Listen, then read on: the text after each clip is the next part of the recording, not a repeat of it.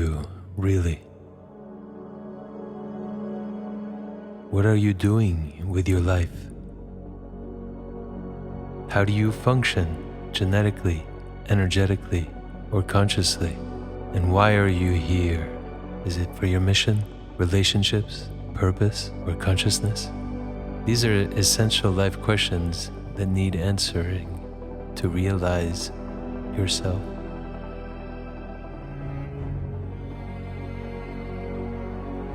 Carl Jung, the psychologist, spoke of the archetypes as the basic elements of personal psyche, our innate personality. He believed we were not born with a blank slate, but rather we each have a personal subconscious structure through archetypes that provides our uniqueness of our soul or our psyche. The dance between our external and our internal structures is where our unique perspective and our gifts and talents arise. With the advancements of neuroscience, we are understanding the neuronal mechanics of our brain activity and learning the functions of conscious awareness. Yet it is through stories, myths, and legends of our subconscious archetypes that we discover meaning, purpose, wisdom, love, and define our authentic essence. It is in the dance of the archetypes that we find our humanness. The Sphinx Code is the science of subconscious architecture, providing a personal archetypal blueprint of your inner psyche, personality, and soul. This acts like a map of your life story, your innate characteristics and behaviors, your shadow and light attributes, helping you awaken your magic and activate your unique genius. The archetypal blueprint shows you the unique structure of your personality and your personal transcendental path, which gives you precise and practical guidance to help you transform into your higher genetic expression. It illuminates your best personality and helps you achieve an extraordinary life. In short, the Sphinx Code is a map to your destiny.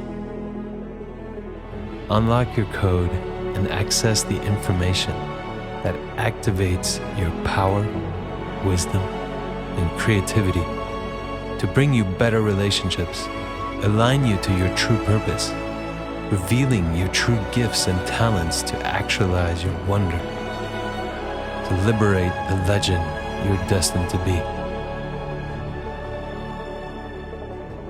Welcome to the Sphinx Code.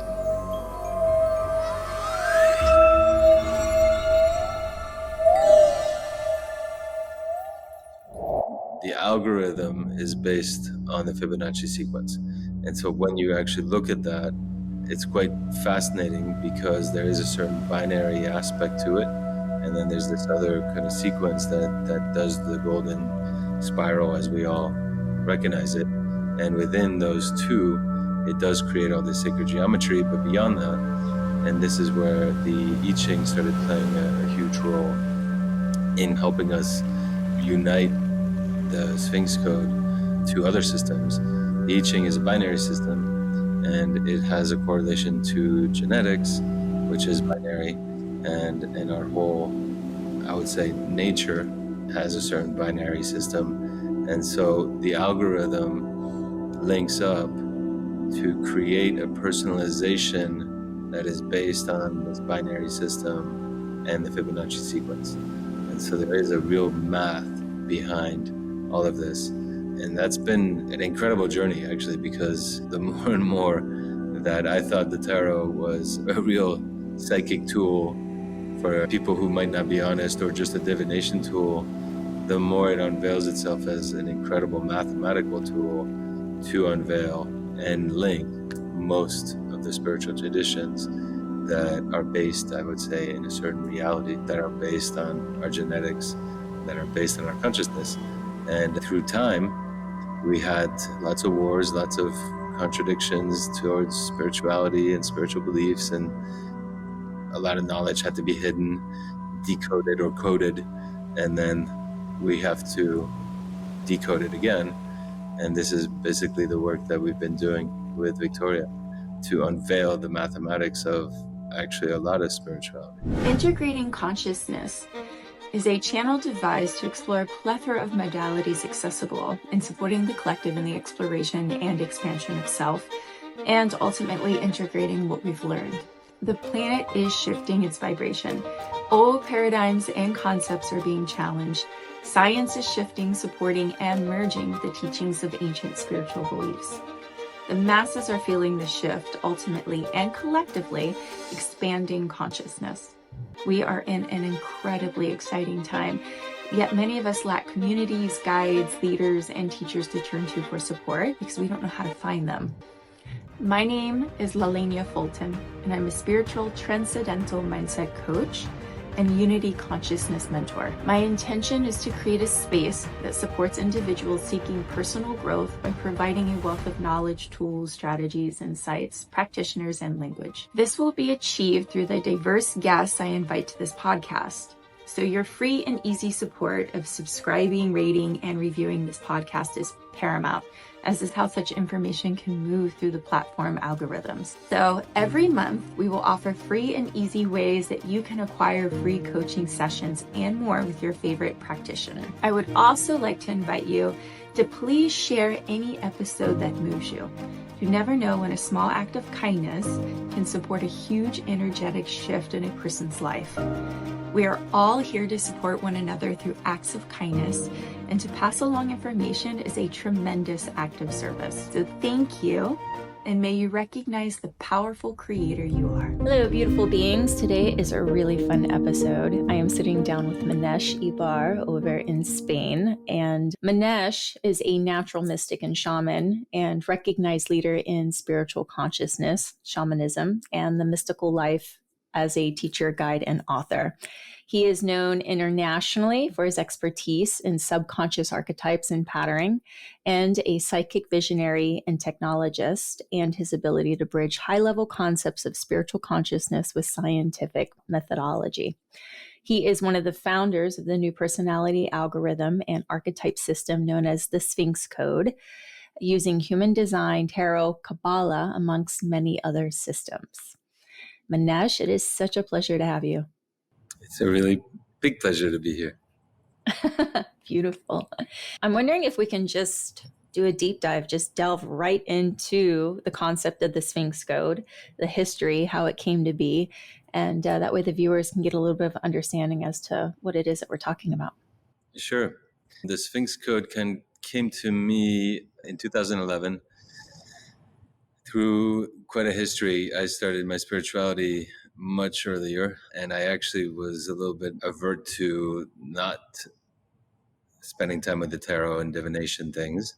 And then through a breakup that I had at the same time, this falconer, Cyril Le Sol, called me because he needed some healing with an eagle that had been abused. And he was quite a huge tarot initiate. So we had some quite beautiful discussions around human design, which I was using then for about 7 years, a little bit more, and him going much deeper into the tarot.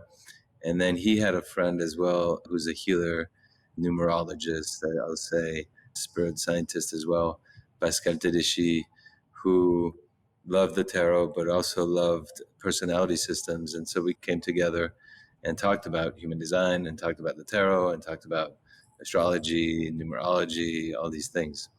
And we all came to this point that it seems that the tarot should have more of a personality system or a based system on your birthday.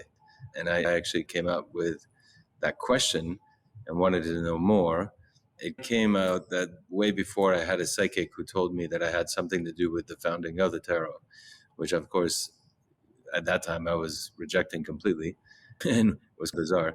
And she told me, get back into the tarot, you have 3 decks, like use them. And it's true, they were collecting dust and I didn't plan on using them, and I didn't use them until this kind of started happening again. And these discussions came. So I plunged into the tarot much deeper with Cyril.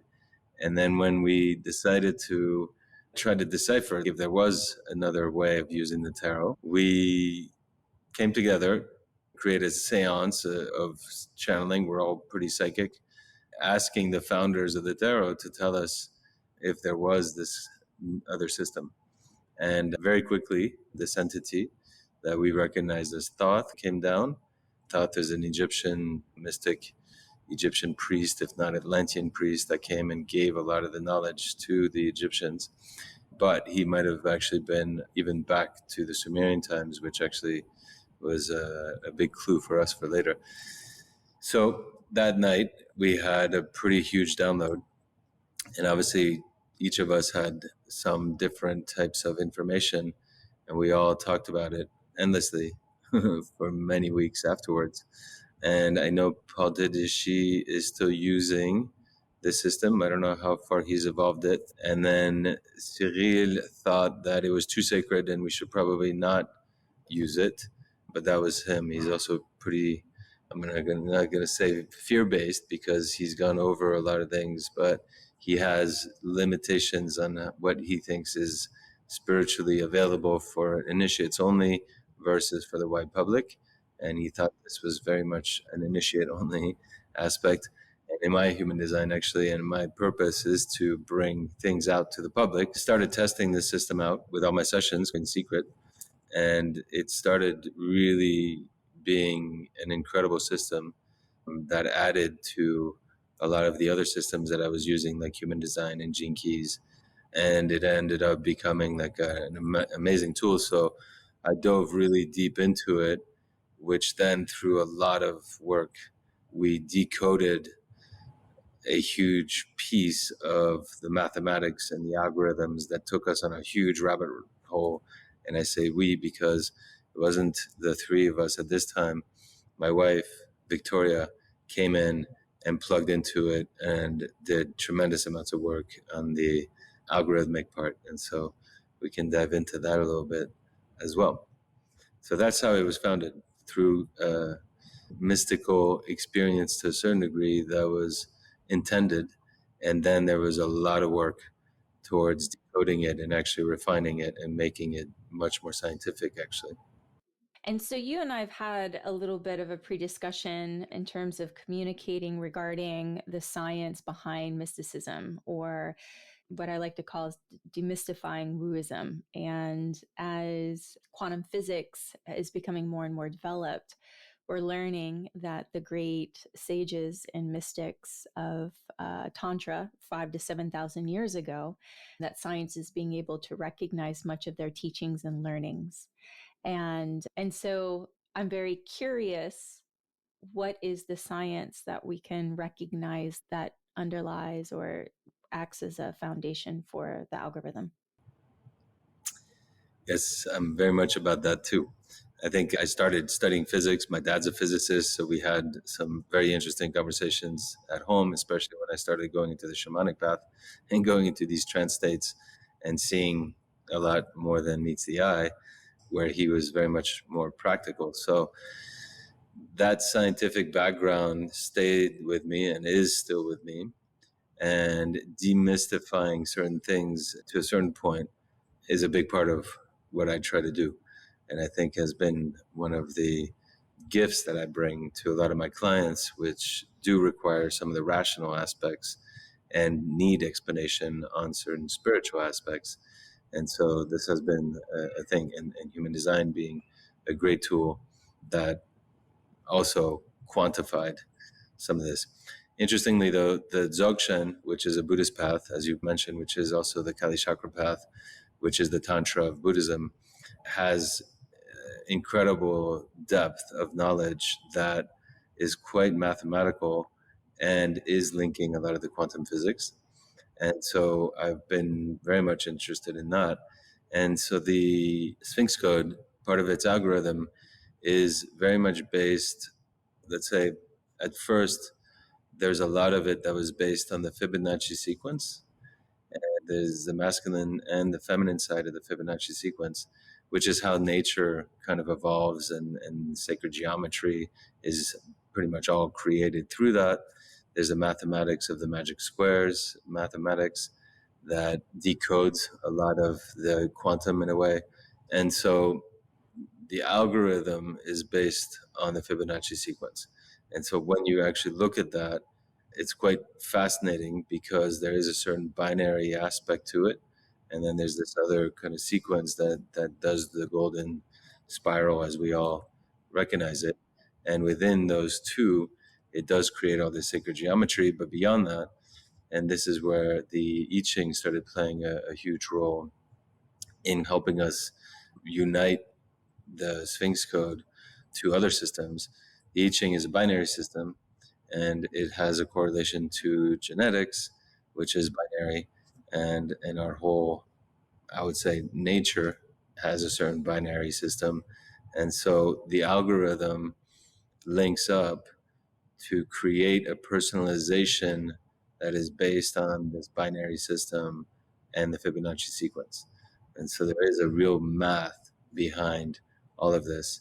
And that's been an incredible journey, actually, because the more and more that I thought the tarot was a real psychic tool for people who might not be honest, or just a divination tool, the more it unveils itself as an incredible mathematical tool to unveil and link most of the spiritual traditions that are based, I would say, in a certain reality, that are based on our genetics, that are based on our consciousness. And through time, we had lots of wars, lots of contradictions towards spirituality and spiritual beliefs, and a lot of knowledge had to be hidden, decoded, or coded, and then we have to decode it again. And this is basically the work that we've been doing with Victoria, to unveil the mathematics of actually a lot of spirituality. Mm. Yeah, and a little bit prior to recording, we were talking about how even the Bible is a code. And the more educated a person becomes in theology, the more that we learn that the Bible is a parable, which is a code, and that Yeshua had different teachings for those that he was guiding and teaching personally in the general public. And what he discussed with the general public was very much in parables. And so here we have mathematics, creating a code to better understand consciousness, patterns, and rhythms. The Bible is a code of stories with much more information available to us as we become more conscious and understanding of these codes. Exactly. And I think there is something about these sacred texts that actually was unveiling our genetic code and how that works, which is in relation to how nature works, in a way, the Tao. And in that, some of the Bible, the Torah, and even the Quran are codes that actually are mathematical and are going back to some of the same systems. And when you look at the cuneiform of the Sumerian language, it kind of starts a lot there.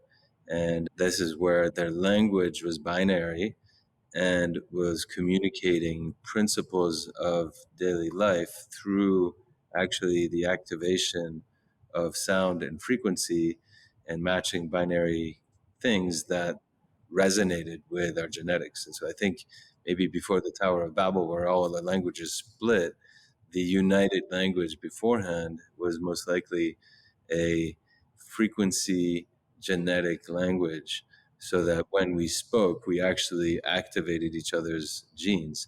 And then as the Tower of Babel went, we all split into all these different ways. And then this is how we came about our fights and arguments and different systems. So they got the chakra, the Tara, the Buddhist, Dzogchen, the Kabbalah, the Torah, then the Bible, then.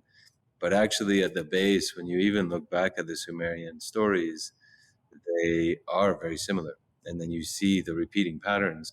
And actually, those stories are revealing the code that's behind it, which is basically our creation and our function genetically and consciously. Is there a hint of light language referenced in that? I would say that is the authentic light language because our genes are light emitters. And if you're speaking the frequency of our genes, then that would be specifically a light language and the light language, I would say. So, yes. What do you think of the light language that we're seeing more and more popping up on social media platforms and YouTube? Does your intuition move that this is an authentic form, or are we just seeing a bunch of people jump on a bandwagon of attention seeking through this? Because there's really no way of going, oh, yeah, that's totally light language. We have nothing to base this off of. Exactly. I think for me, this is where we move into a woo-woo state because it's very hard to say, oh, you're unauthentic and you're just getting attention and playing. And I think there is a certain aspect of spirituality which is playful. But I do think that there is a certain subjective aspect that can't be quantified. And you either resonate with it or you don't. I had this interesting thought of seeing babies speak. And it's interesting because no matter what culture they're in, when before the language, they do speak in a weird way.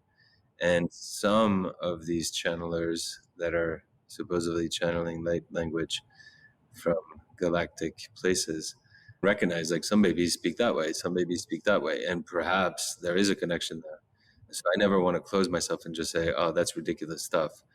Even though there's definitely a rational mind of mine that definitely has that critique and judgment.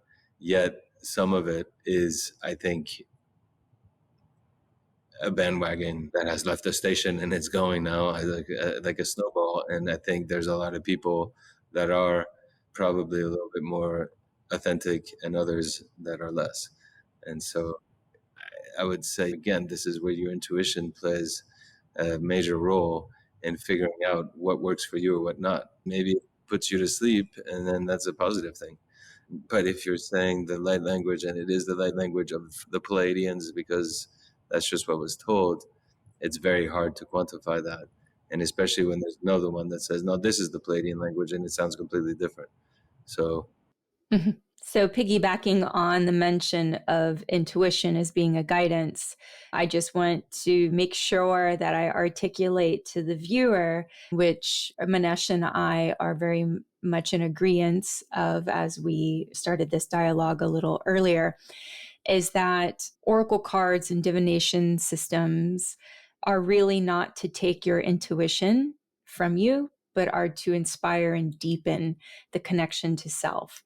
And so where that happens, that it's disempowering, is when you believe that these are predictive measures that are telling you who you are, how you should be, what path that you should take. And it's disempowering when we believe that cards or an algorithm hold our destiny within them.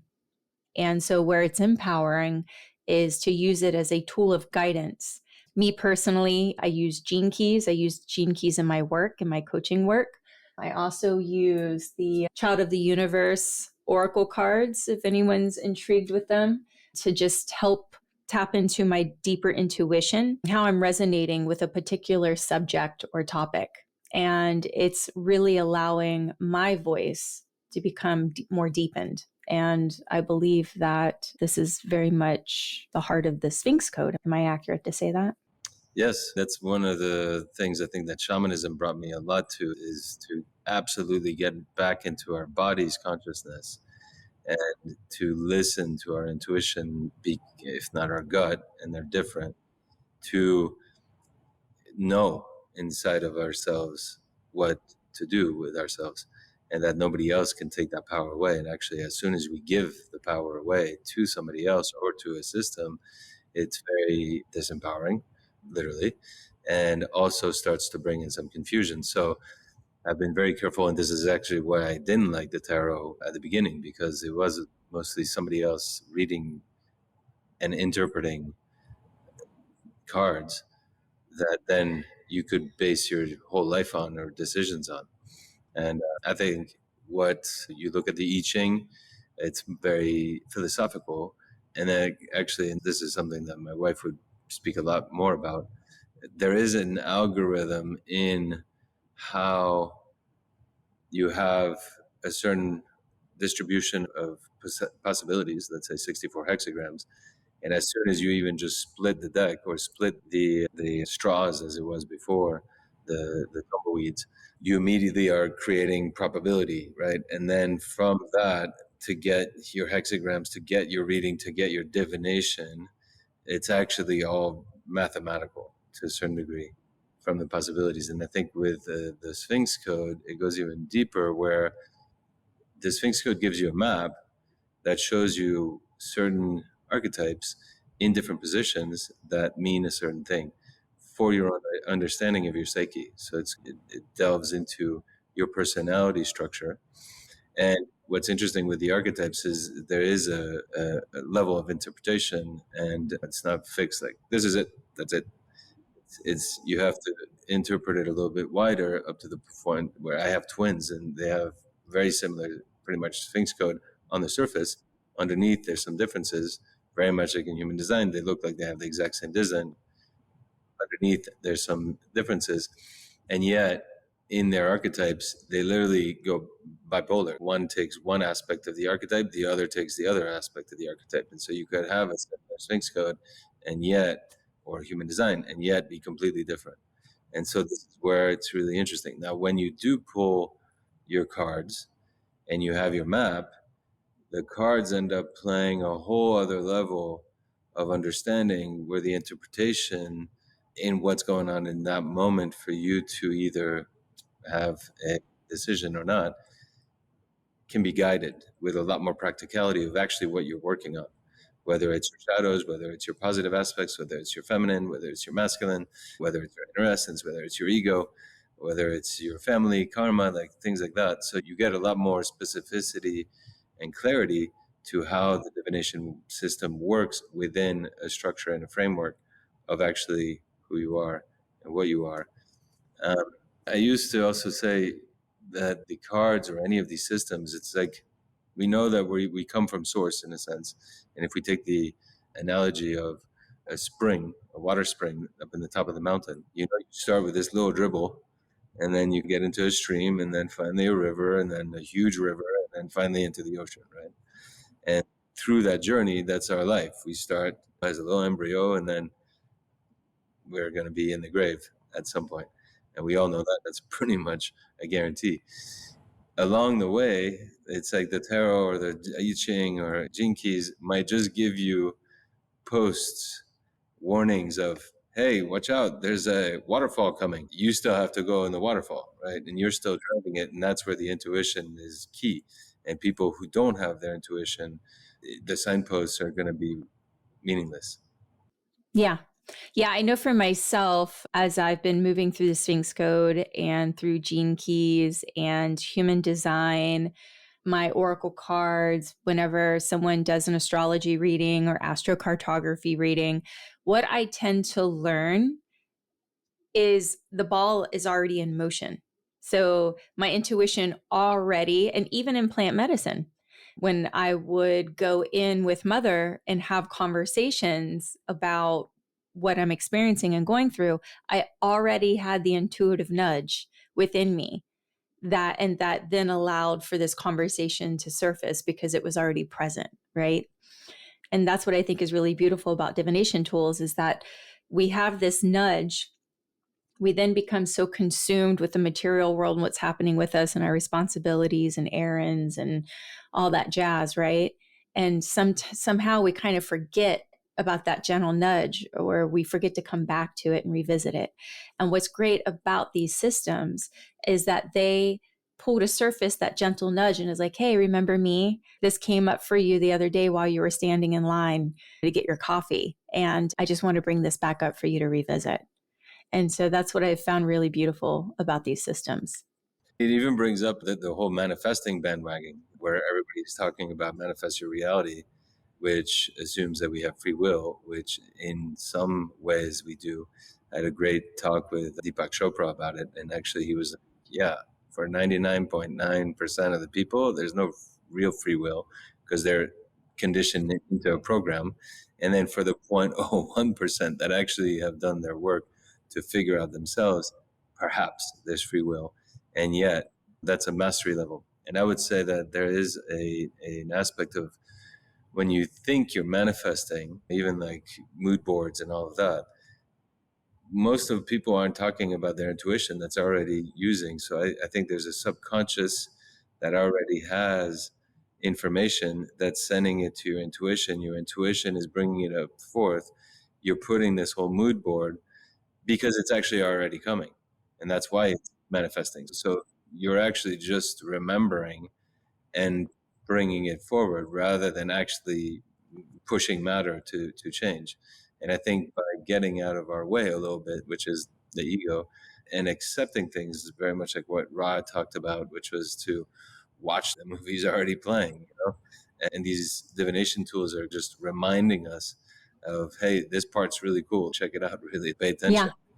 Yeah. Don't blink. It's happening. Blink. Exactly. The Asian cultures are interesting. India and China, where they do use some of these systems with birth, even some of the Hebraic cultures, where they have a system with a map, and then they do the divination, and then they really pick their marriages, they pick their birth time dates, like how do you conceive, when you should, to get a boy, to get a girl. It's pretty intense. But in that, though, they, in a way, have already given way to the fact that there is a matrix that is in motion, and that therefore there is an order to this perceived chaos, and that actually there is a certain divine code, and they're trying to get their priests to decode it for their best advantage. And of course, that can be very materialistic. I used the Sphinx as a name because obviously it didn't have a name. We were just asking questions about a system. I used the Sphinx Code because there's a great riddle that the Sphinx has to enter the gates of destiny, in a sense. And it has this kind of concept of you do have a destiny, and that's fixed, but then you're supposed to weave your fates to get to the destiny. So your free will is how are you going to weave your situations, and whether you arrive to your destiny or not is up to you. And so that's a whole different thing. And that's where I think there is a certain amount of free will to most often screw up your life rather than freely and willfully discipline yourself to listen to your intuition, to listen to your inner code, to actually reach your destiny. Yeah, I'm glad you brought that up. That's actually the heart of my practice and my work is recognizing that you do have a destiny. Your purpose is the journey towards your destiny. That is your purpose. And your purpose is you. It is a journey. And how to be a creator and deprogram and move away from everything that's been programmed in that subconscious so that you are truly a creator of your life. You are the creator that you were born to be, and you are manifesting the life that you want to live rather than confined in these belief systems that have been placed upon us. And the only way that we can remove ourselves from these belief systems is to become self-aware and to question ourselves, question our consciousness, and be an observer to our own ego. And we get to have these cool little tools along the way to support us. And as we're evolving as a collective, so are the tools. We're really tapping into some really great stuff. And just for the viewers' sake, I'm going to donate my map of my archetype blueprint. And then hopefully Manesh will weave some things together to allow us to have a deeper insight and perspective so that it's not theoretical, that we can have some sort of idea as to what our blueprint would look like when we work with Manesh. Or I believe you have 26, 27 trained certified individuals to read these blueprints. There's not many people in the world that do this. Exactly. So far. Wisdom keepers, we call them. Wisdom keepers. Yeah. Beautiful. I just wanted to add, it's really fascinating, what you just said. And I think that subliming yourself in terms of what you were coded as is the mastery of yourself. That is the prophet level, Jesus, Moses, etc. When and Buddha, where we have a genetic code, and that genetic aspect gives us a predisposition for things, but we're not locked. And that's actually what we know with genes. They actually change depending on environmental situations more than their preordained destiny. And so what I think is really practical with some of these tools that have correct information is that you get to have correct information to actually then sublime yourself. Whereas there's a lot out there in the new age world, which is, I'm going to say, woo, blah, blah, and incorrect information, which brings much more confusion, which I think is why there's been a retraction to classic religious texts, which at the same time, if you don't understand the code behind it and you just read the story, you might also miss some of the purpose of being able to go into self-mastery, which again goes back to your intuition, goes back to connecting to nature. I think there's a nature intelligence. What's his name? Spinoza, the philosopher during Descartes' time, talked about how nature is divine by its order. And therefore, since we are nature, we're not outside of it, then we are divine. And instead, we went with Descartes, which is, no, we are because we think. And I feel like that was a really big mistake in our history, which has brought us to this dead end, which the mind, I think, always does. It brings us to a dead end where our genetics and our intuition and our bodies and knowledge is tied into this divine matrix called nature, which is what the Greeks called it. The whole cosmos is nature. And so by really going back to having systems that can describe nature and nature's algorithm, you can actually then understand yourself. Because if you think of the destiny, even if you think about the Earth spinning around in space, you can predict its trajectory to a certain degree. And it's the same thing. If you think of a matrix that's in a wheel, which a lot of systems use as a symbol, and you come in on the system here on the wheel, you're going to have a certain trajectory and therefore a certain view. Like in Sphinx Code, we call it the geometry, your geometry, which actually corresponds to your cross in design. And so your geometry, it's like your unique geometry at the imprint. Then you can say, okay, this is what you're going to view and this is what you're going to shine out at different times within your trajectory, right? But then this is where you weave your fates. Do you go like this? No, I don't want to see anything and I'm running away. Or, wow, this is what I get to play with right now. Wonderful. And when we go, I wanted before. Okay, you don't. Maybe you can even intuitively know that's what you're supposed to have, but it's not now. And so how do you prepare yourself? I love saying that luck is when preparation meets opportunity. Beautiful. I love your interpretation and your concept of dropping in on this movement, which I've always referred to as my timeline. Like I dropped in at a particular celestial time, and based on astrological influences, I recognize what energies are available to me based off the timeline in which I dropped in. And I think astrology is extremely important, and we do recognize it as one of the oldest sciences. And what we're learning about the Essenes, which is the spiritual sect that Yeshua belonged to before he was deemed a Christian. And so the Essenes used astrology and used natal charts to have an understanding of what your destiny and your purpose was. And it's also been recognized that Yeshua's mother was known that she was going to bring someone of such a high consciousness into the planet, and that Yeshua's father was chosen for that reason because he balanced out. He was highly rational, and she was very spiritual and highly connected and even educated in Qumran. And that balance of knowing that she was going to be the mother of such a high conscious being, it was intentional that she chose her partner and his father for these certain reasons, right?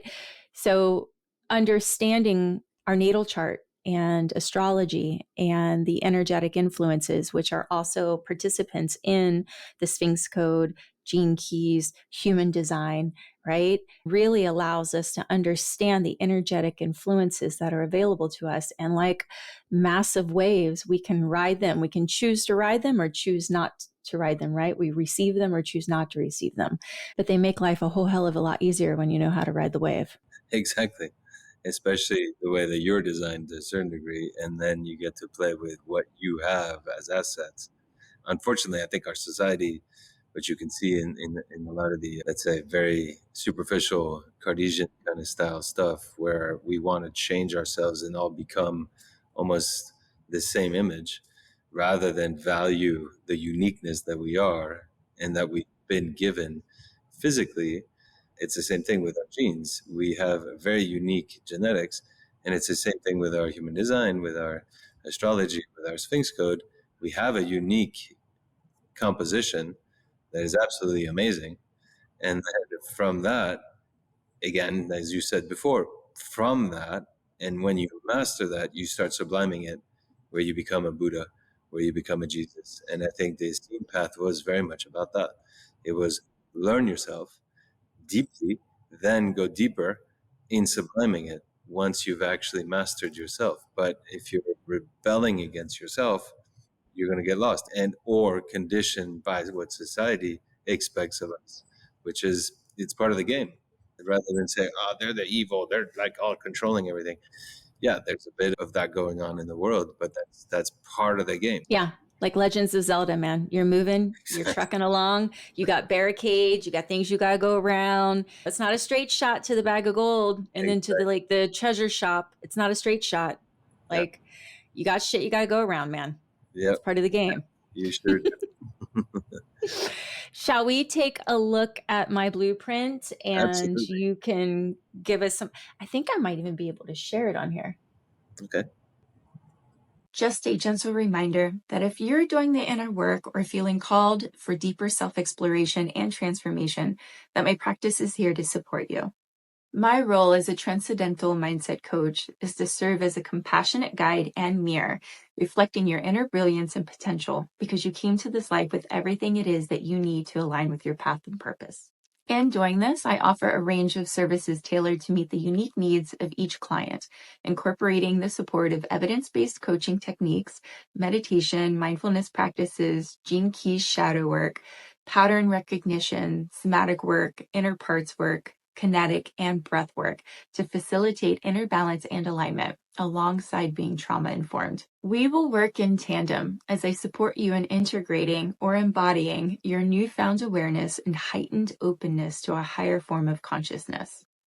It is my intention to support you as you architecturally design the reality you want to participate in and the life that you want to live. My practice supports you in being a masterful creator of intentions. You can contact me via my website. The link is in the show notes. So thank you, and please enjoy the remainder of the episode. The archetypal blueprint. This really goes into Carl Jung has always been quite a fascination for me, as well as who were giants of archaeology, but also of psychology. And I love Carl Jung's work in the subconscious because that's where it bridged some of the shamanic aspects, where in the shamanic traditions, you go into a trance state, whether it's through breathing, meditations, dancing, drumming, plant medicines, all this. You move into that trance state to actually activate and start understanding the subconscious. And there's the collective subconscious, but what Carl Jung talked about was that there is a personal subconscious. And so there is a way that you have a unique connection to certain archetypes that the collective all have access to, but in your own form, you have your unique ones. And the key to your own evolution is to understand your own personal archetypal, let's say, patterns, or that's why I call it the blueprint. And once you do that, you can actually also understand humanity on a bigger level, and then hopefully sublime yourself to prophecy level and Buddhahood level. So Carl Jung had one archetype that we had and that we played with. So there was 12 archetypes and you could be one of those. And that is also in the Sphinx Code, but the Sphinx Code brings you into 16 positions. So there's 16 different types of archetypes and maps out the psyche in a very unique way. And so there is this aspect of bringing us into the psyche. And so basically, when you look at the chart, so as you see, there's this kind of diamond shape, and then there's this path on the right with the four archetypes there, which we call the Transcendental path. And so you have your personal matrix, which is the diamond aspect. And it's interesting because already you see the binary aspect. It's almost like a 0 and a 1. And your personal matrix is really what you're given in your psyche. The whole left side is your feminine side. So you can see from the judgment, justice, temperance, and justice again. Those are your feminine aspects and archetypes. And then you have your masculine on the other side, which is the tower, the emperor, the moon, and the empress. And those that creates your psyche. On the top and the bottom, it's prints from society, from your heritage, so your grandparents and your lineage, as well as your social circumstances. On the bottom, those are the wounds. Where up on the top, where you have the hermit, is where you're going to be creating a new social situation for yourself, attracting different aspects, creating a new legacy for your children if you have them, and a different social circumstance. Versus on the right there, the four path, the transcendental path, is where you go and meet the divine, or where you go and meet the energies that are asking you to become and transcend that. So you, on the bottom there, you have the harmonization key, which starts aligning you and getting you out of your wounds and works on your ego, which right above that, in the justice in your case, to transform it into the evolved ego, which is your lovers, to move you into your soul mission, which is for you the devil, which always brings up, what does that mean? And it's a wonderful conversation, so we will have it. But first, like, you see that. So the diamond and the transcendental path. And what you also see is that the cards up above are much lighter than the cards below, which are a lot darker. And there's a purpose for that, where the ones below is your incarnation pyramid. And so it's where you're basically, when you're born, you have certain disposition of your mom and your dad and their behaviors, their whole psyche, and this whole aspects of the first 7 years you're imprinted with your parents and how they screwed you up. With the Sphinx Code, we actually say, no, you screwed your parents up because you forced them to be this. And so they acted their role beautifully or not in screwing you up, but it was actually part of your karma and your disposition of entering into that sacred geometry, as we called it before. And so your own psyche was already there. And this is why, as parents, we all know that each kid brings out different parts of us, and we try to be as neutral as possible, but it's the kids that make us react in different ways. And this is exactly why. So it disrupts a lot of that psychological reasoning that the parents are formatting us, versus actually it's already in, and we're pushing that out on our parents, which gets us out of the state. And so, of course, the whole bottom part is where our wounds are from our parents, in a sense, from our culture, from our education. But it's actually our own personal view of all of that that is already, in a way, marked. And whether we see through it or not and get out of them or play the victim part is part of the game, right? Then the inner essence, which is in between, and it's always doubled. So for you, it's the hangman there in the middle. You have the hangman on the bottom and the hangman on the top pyramid. It bridges the incarnation pyramid and with your soul pyramid. And so the soul pyramid is the top part. It's your citic state. It's what you're supposed to raise yourself up to, so that you would have a higher career, you have your higher relationships, you have your higher social aspects, you have your higher evolved ego, and then finally your soul purpose and soul mission compared to in the bottom, you have your wounded relationships, your wounded career, your wounded expression, etc. Now, the inner essence is the anchor that plays with the two of them. And this is where it can link up to the 12 different personalities or archetypes that Carl Jung was talking about. And you happen to be the hangman, and which is the 12th. So there's the magician, high priestess, and in order all the way up to the hangman. And it makes sense that there wouldn't be a 13th because the 13th is death, which means it couldn't exist. In the tarot, everything after the hangman is very, let's say, spiritual and not incarnated. So we are talking about something that is incarnated. So this is where the inner essence ends at 12. And a lot of times I'm going to go into the depths of what each card actually means for you. I'm just describing right now the archetypal blueprint in general. And so the hangman is actually an amazing archetype that is also very misunderstood because it is actually the prophet. It is the Buddha. It is Christ. And it is quite obviously an intense archetype to carry as an inner essence because, in a way, you're here to be one of these prophets if you succeed in achieving your whole code. Yeah. And your inner essence is what you have as an inner child. It's your energy that you carry when you're really yourself. And obviously, in your wounds, it's going to be your negative expression of that. And then in your evolved essence, it's going to be the sublimed, positive, Siddhic aspects. And again, all these archetypes, and this is why we use the major arcana, which is the tarot, these archetypes are directly linked with our amino acids, or as the Gene Keys talks about, the codon rings. And so there is a direct correlation to the amino acids. There's a direct connections to our genetics because of that. There's actually direct connections to the 22 forms of Terra. There's a 22 forms of Kali, of the 22 Hebraic letters. So all of these systems are actually very much integrated into the tarot, and the tarot is not what we thought, which was just a divination tool, or as you hear a lot of tarot masters say, just an Italian playing game.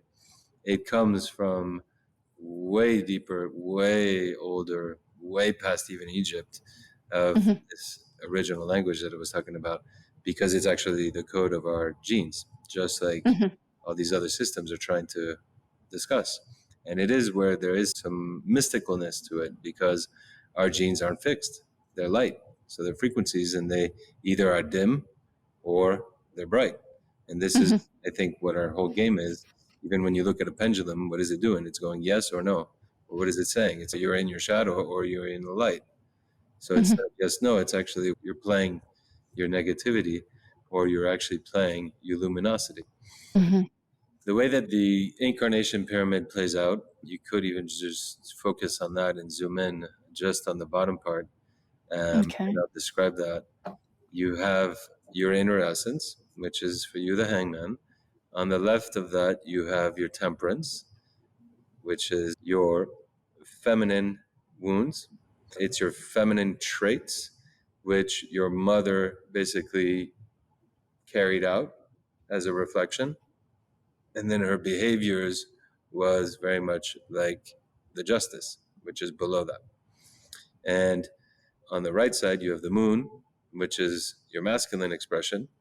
So it's also your father's traits, and his behavior was like an empress.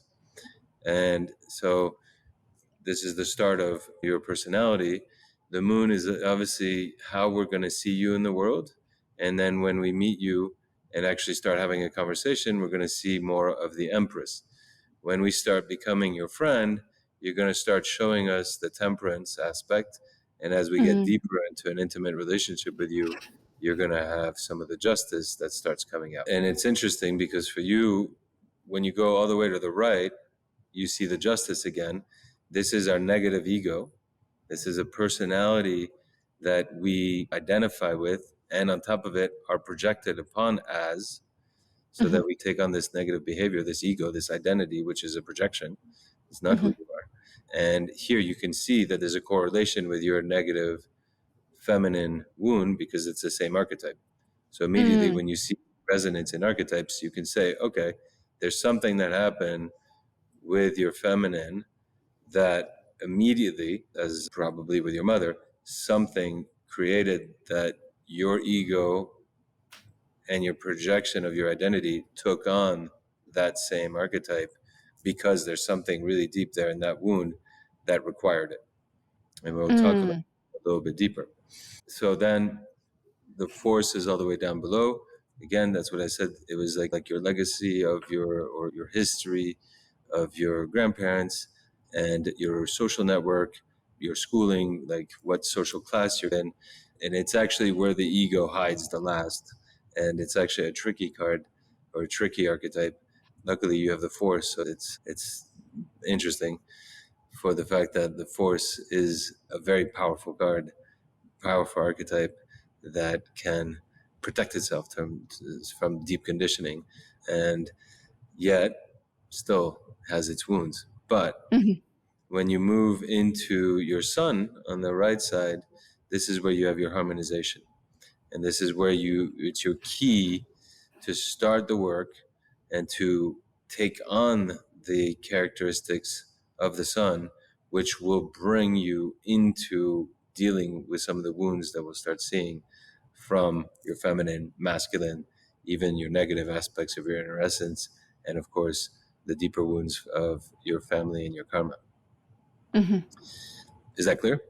Yeah, that makes a lot of sense. Okay. So those are basically the positions of your psyche.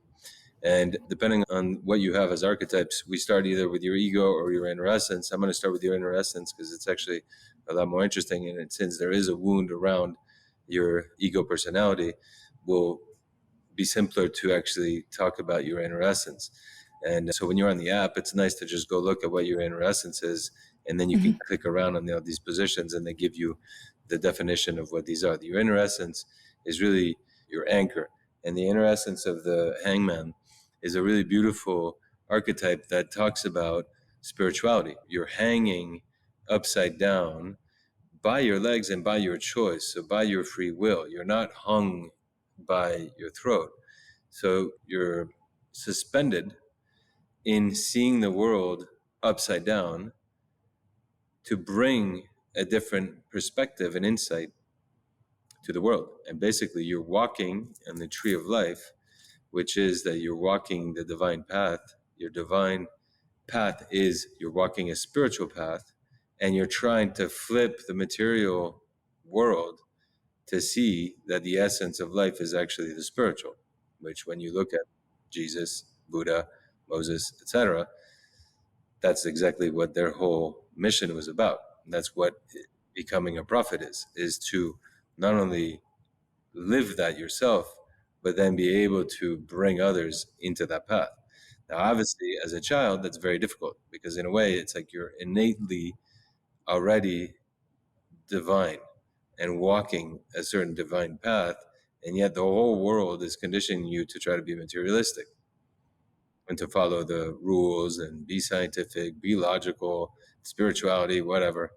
But in your heart, in your essence, you are a very highly spiritual being that is understanding this very high level of spirituality, of gratitude and deep surrender to something bigger, and bringing us into service towards humanity by bringing our heart, our love, and our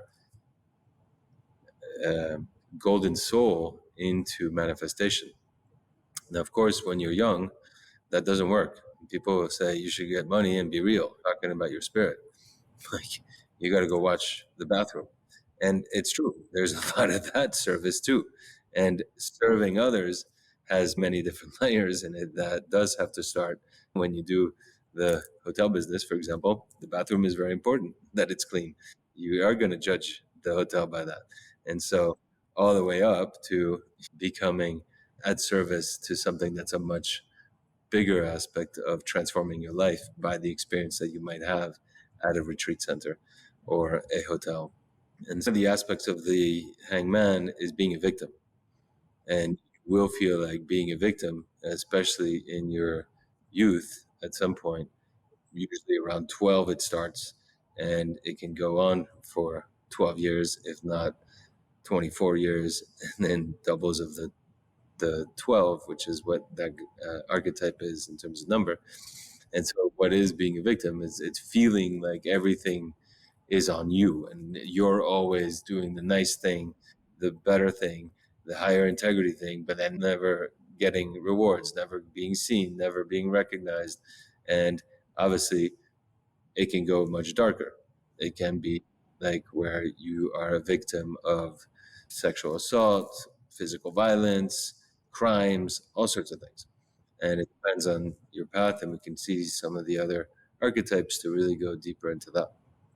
On the positive side, you are meant to be prophetic and deeply serving love, which means serving humanity to come into their own self-realization.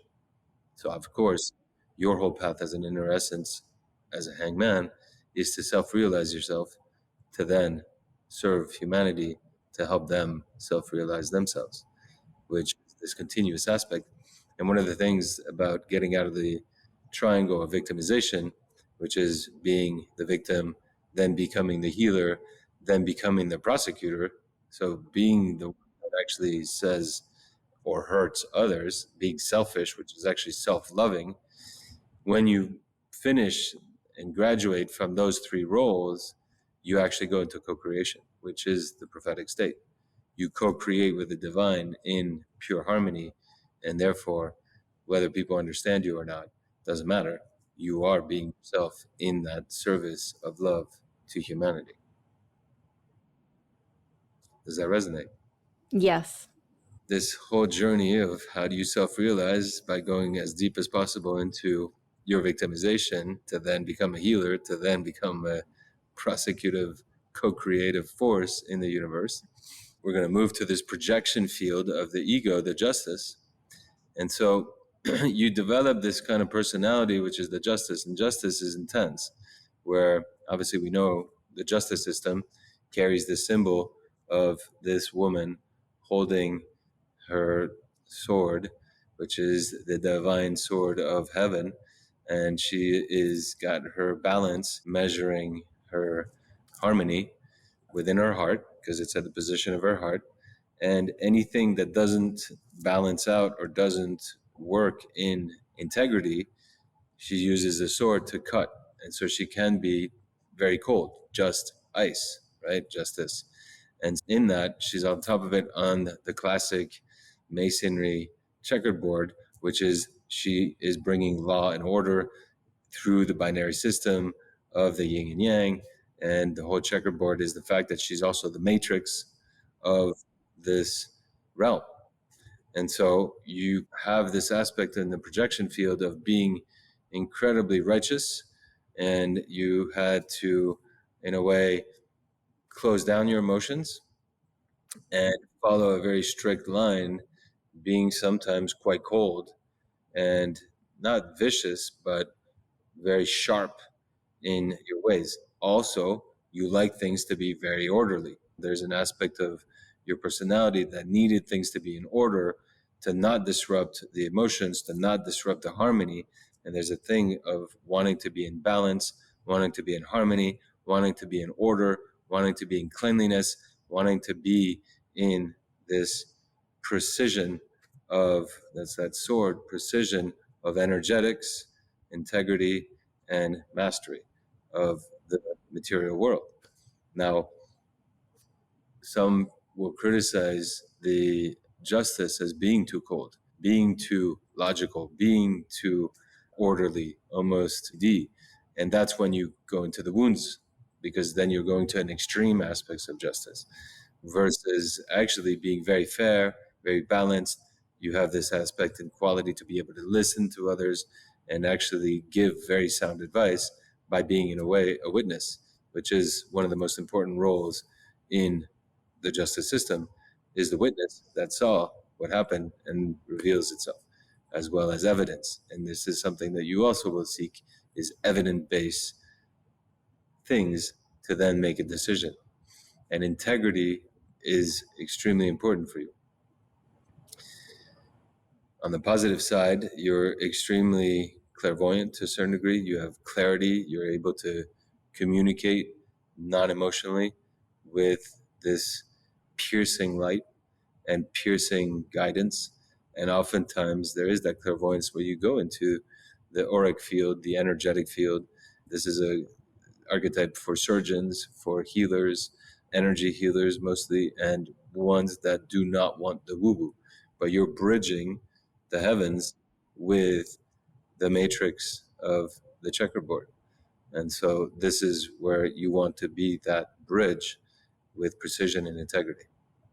Mm-hmm. Now, obviously, if we move into its resonance in terms of your wound with the feminine in that position in the left, Mm-hmm. right below the temperance, I'm Mm-hmm. gonna have to describe your mother, and usually we go a little bit more into the masculine, just because it's a little easier. Where unfortunately the feminine is where we have our deepest wounds, as Carl Jung used to also say. You Mm-hmm. have to deal with your negative feminine because she's the one that's going to create all the chaos. So Mm. by having your feminine aspects, as temperance is the angel, and she's actually a real deep resonator with the justice, and she is the angel, but she's also the drama queen. And so there's this two-sided aspect to the temperance, which is that incredible angelic aspect, but then in a way she has a hard time incarnating herself. She has a hard time having a backbone. She is floaty. She's up Mm-hmm. there. And so then she has tantrums because she's not recognized for the angelic work that she's doing. And in a Mm-hmm. sense, you've seen your mom that way, just like you have some of that within yourself Mm-hmm. as you relate to yourself with this archetype. And this is where the feminine and the mother usually gets a lot of hit, even though it's just part of the feminine.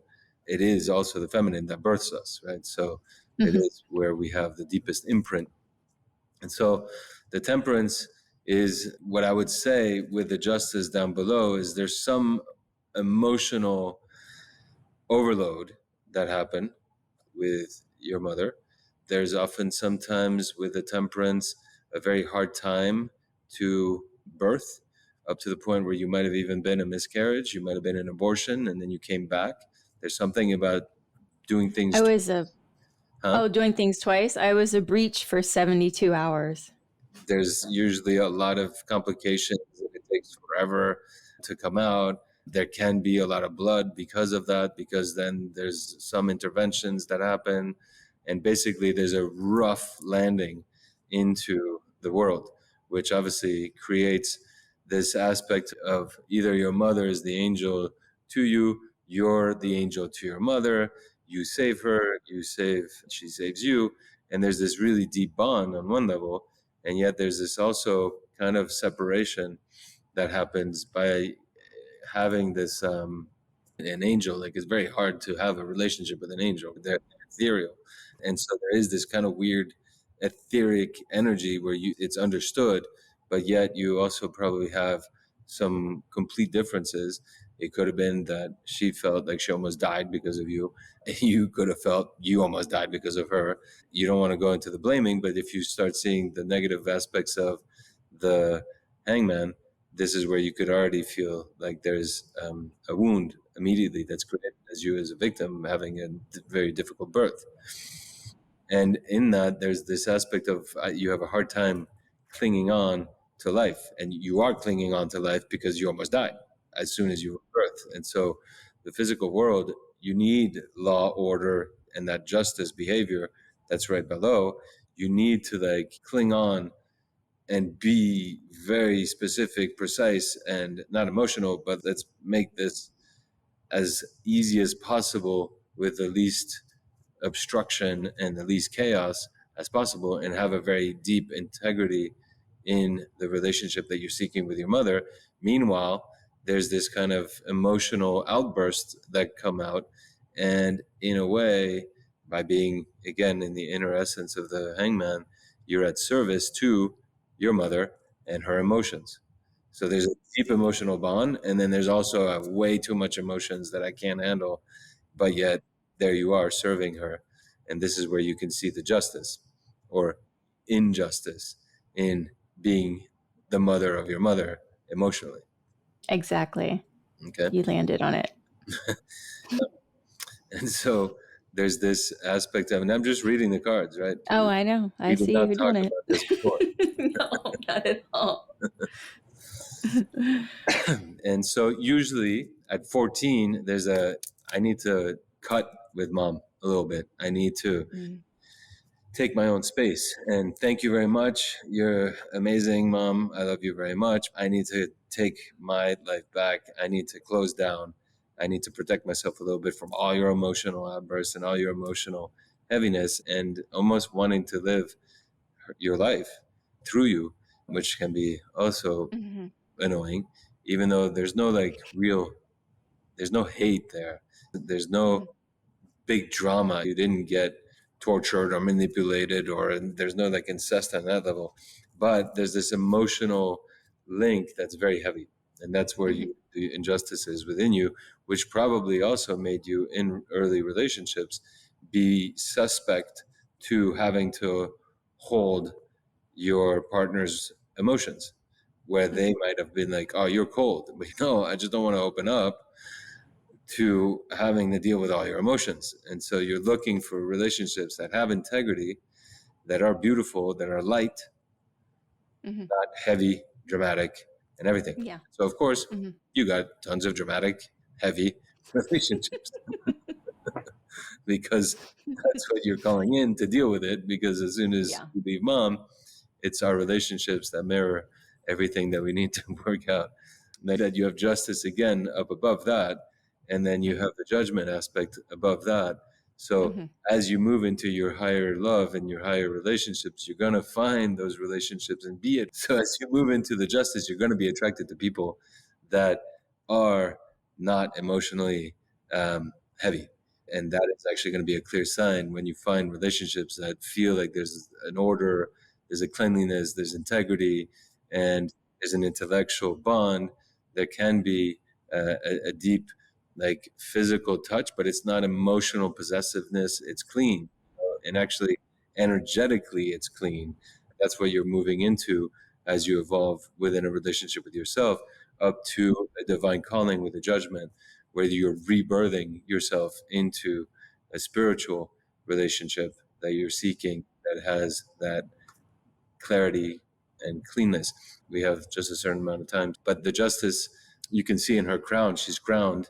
So she is serving the emperor and therefore society, but she has a third eye open. And so she has the potential of opening up to clairvoyance. And usually when you see the hangman in justice, you do have an incredible potential for clairvoyance. You have three justices. Your inner essence is the hangman.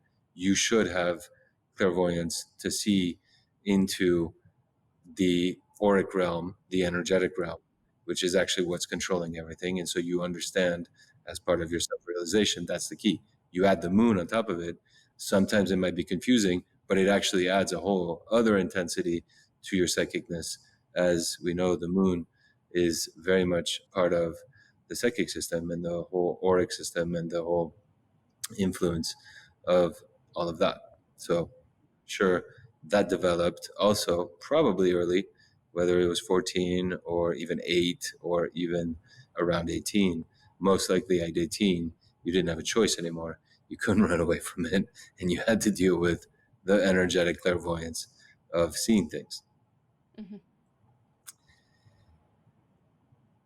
So then you have your dad, who is the moon, and the empress, which of course they're feminine archetypes. So it's also very interesting because in a sense it's almost like you have two feminine energies. And so within you, of course, we see you as the moon. That's what you project out into the world. And the moon is extremely beautiful yet mysterious. We don't really know who you are. So as you walk by in the street, we're intrigued and we see there's something very unique. So we see that there's something very unique within you, mysterious, glowing, and sometimes you almost attract people to you. And Mm-hmm. there is this aspect of the Empress. At the same time, the Empress is the teacher, she's the cult leader, she's culture, She wants to learn and teach others. And so there's this incredible power there. And she's the Empress. She's trying to create an empire rich in spirituality, education, health, and the expression of itself. And so when we meet you, you're very well read, you're educated, you've had lots of experiences, you've, tried to go into many different paths and learn from it, and you share. On the negative aspects, the moon can be that there's family secrets, whether your dad is your dad or there was a genetic aspect or not, or whether your mom manipulated your dad to get you, or maybe your dad manipulated your mom to have you.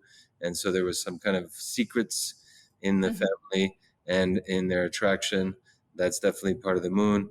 And the fact that he's an empress, there's an interesting aspect of him either not being there with the moon or being very present, but also very much about the mothering qualities, and yet very focused on your education and having a very kind of fixed idea on how you should be educated.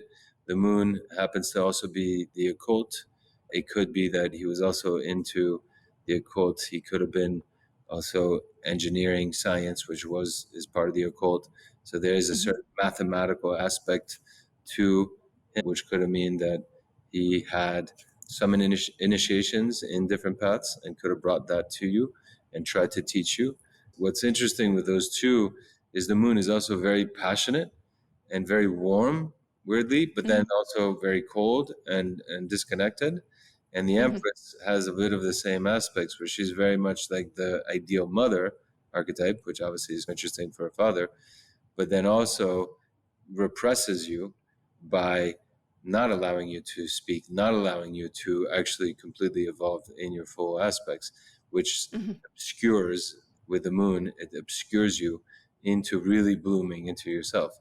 And so it's quite interesting, even though you probably took on a lot of that characteristics, having your mother being too emotional, and yet there's your dad with the moon, which is the world of emotions. So he also has it. So as a hangman, you're like, oh my God, I got to deal with both of my parents' emotions that they can't deal with. Usually with the moon, it's anger that comes out. With your mother, it's more drama. And then you have the justice. So you're like, you got to cut with this. And then hopefully you learn through systems, through school, how to deal with this. And again, back to your projection of the ego as justice. And I don't want to be emotional. And I probably don't trust either of them. Yeah. Individuals that had me when they were 20, and my dad had been in and out of the judicial system, and so was diagnosed as sociopath.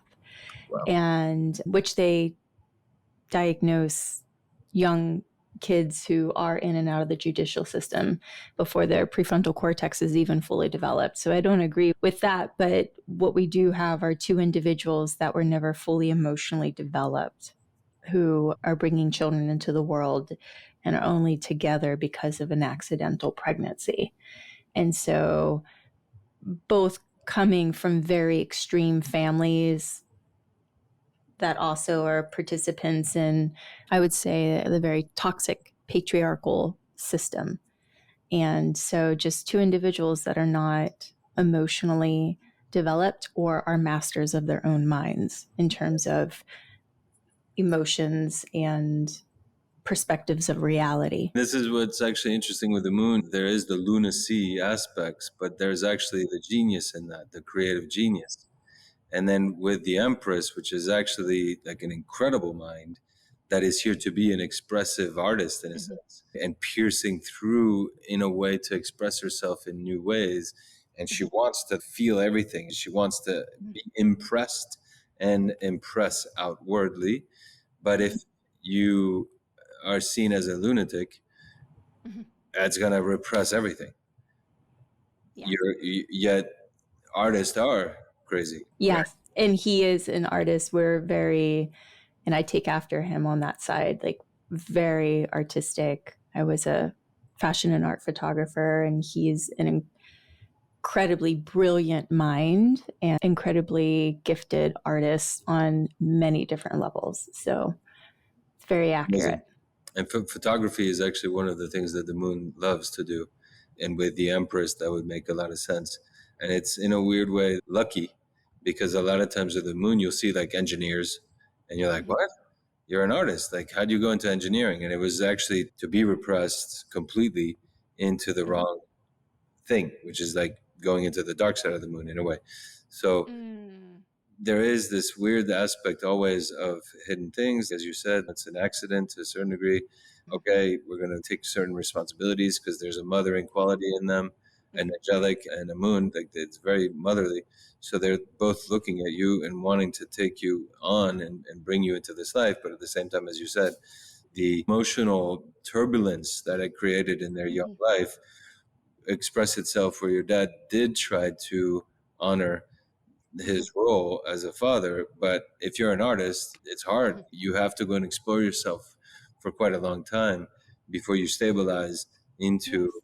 let's say, making financial gains as a creative and being able to support a family, which then your Mhm. mom probably took on a lot of those responsibilities, being a little bit more like the justice and then being a little bit more ice and Mhm. cold and a little bit meaning, which then hurts him. And then you're seeing this balance, and it's actually also a reflection of within yourself. Mhm. And down below you have the force, which is the patriarchal aspects of the feminine, is at the duty to the masculine. But here your dad's kind of like, yeah, but I don't know. The force means you have one of your grandparents that's extremely forceful, almost Mhm. violent to a certain degree, Mhm. with way that it should be, and things should be this way, Yes. almost like a Japanese samurai. Yes. That is, this is the way, there's no other Mhm. way, and I'm going to force it down your throat Yeah, absolutely. with, again, no emotions either. And then you have your two parents that are like super emotional, and then they're like probably trying to discipline them into not being themselves, Mhm. which then influences you because then they're trying to teach you to not be them, but then Mm. you are you, which is actually quite uh, emotionally sensitive, very creative, very feminine force in the world to bring that self realization of how do you tap into the angelic, how do you tap into the genius of the moon, how do you bring balance to the emotional realm, in integrity, and then use it as a means of expression to go teach others.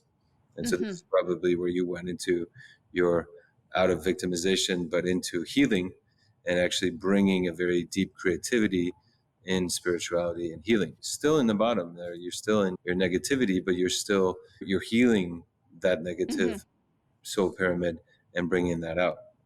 And then Mhm. what's interesting is your harmonization card is being the sun. And in a way, if you look at those cards that could be interpreted, especially with the moon being like heavy and be extremely feminine, all of a sudden it's come out and be your masculine. First of all, the sun is all about love, Mhm. self-love, reuniting your way of communicating to the world with power, with your ego in a sense, so that you can really bring that out and then shine. Go out and shine and bring light to others. So bring light to the darkness, bring light to the crazy as it's seen Mhm. by, let's say, society, which is actually, it's not crazy. There's some genius in there. There's Mhm.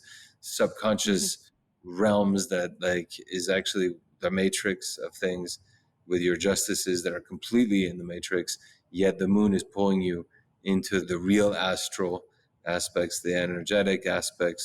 So Mhm. again, with your hangman, that's self-realizing. When you go into your harmonization of the sun and you really start stepping out into the limelight, being on stage, being the teacher, being a guide, which is actually what you are in your aura, is a guide in your Sphinx Code, which is a projector in human design in a sense. You got to become a sun. You got to become the light. You got to step into that, and that's Mhm. makes your justices a little nervous. It might instabilize your temperance, and it Mhm. might freak out the moon because it's literally the opposite. And yet, that's what gives you harmonization. That's what starts healing. As you do that, you start finding out some of the secrets that were held.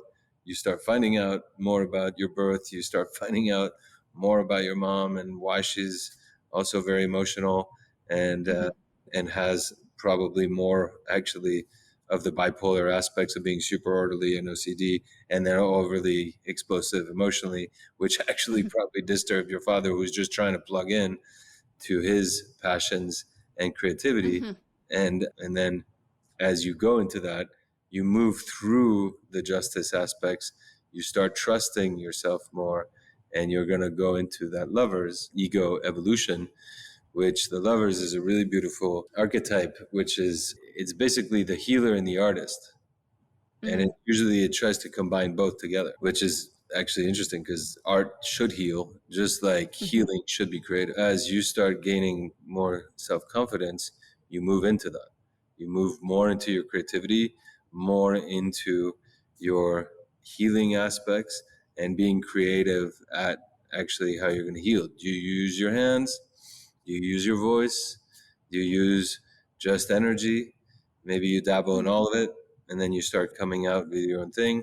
Again, it gets you out of the victim role. You have the three characters there. That is your challenge. It's like, how do you make decisions, which is actually your wound as a guide, decision making. And so it's stressful to make decisions, but yet once you figure out a system to help you make decisions, you move into the co-creation, as you were talking about earlier. And this actually starts stabilizing. You move into your emperor side, and you go into the tower up there in your career, like in your masculine expression, in your outwardly expression, you start becoming quite stable in creating structures that allow this co-creativity, that allows the healing, that allows the light of the sun to pierce through. And so psychedelics are going to play a role, information systems and technology. I saw you fix I'm quite a technology person, and you were like ahead of me the entire time. And I was like, wow, this is great. Which is on top of it really rare for the feminine to actually have that deep connection to figuring out solutions to problems that are tech or information systems. It's also financial. You probably, by your parents not having a grasp on that, you moved into that very deliberately and structured your life to understand your financial structures and probably have those pretty set, which is nice, I'm sure, when you figure that one out. Can always be better. Of course.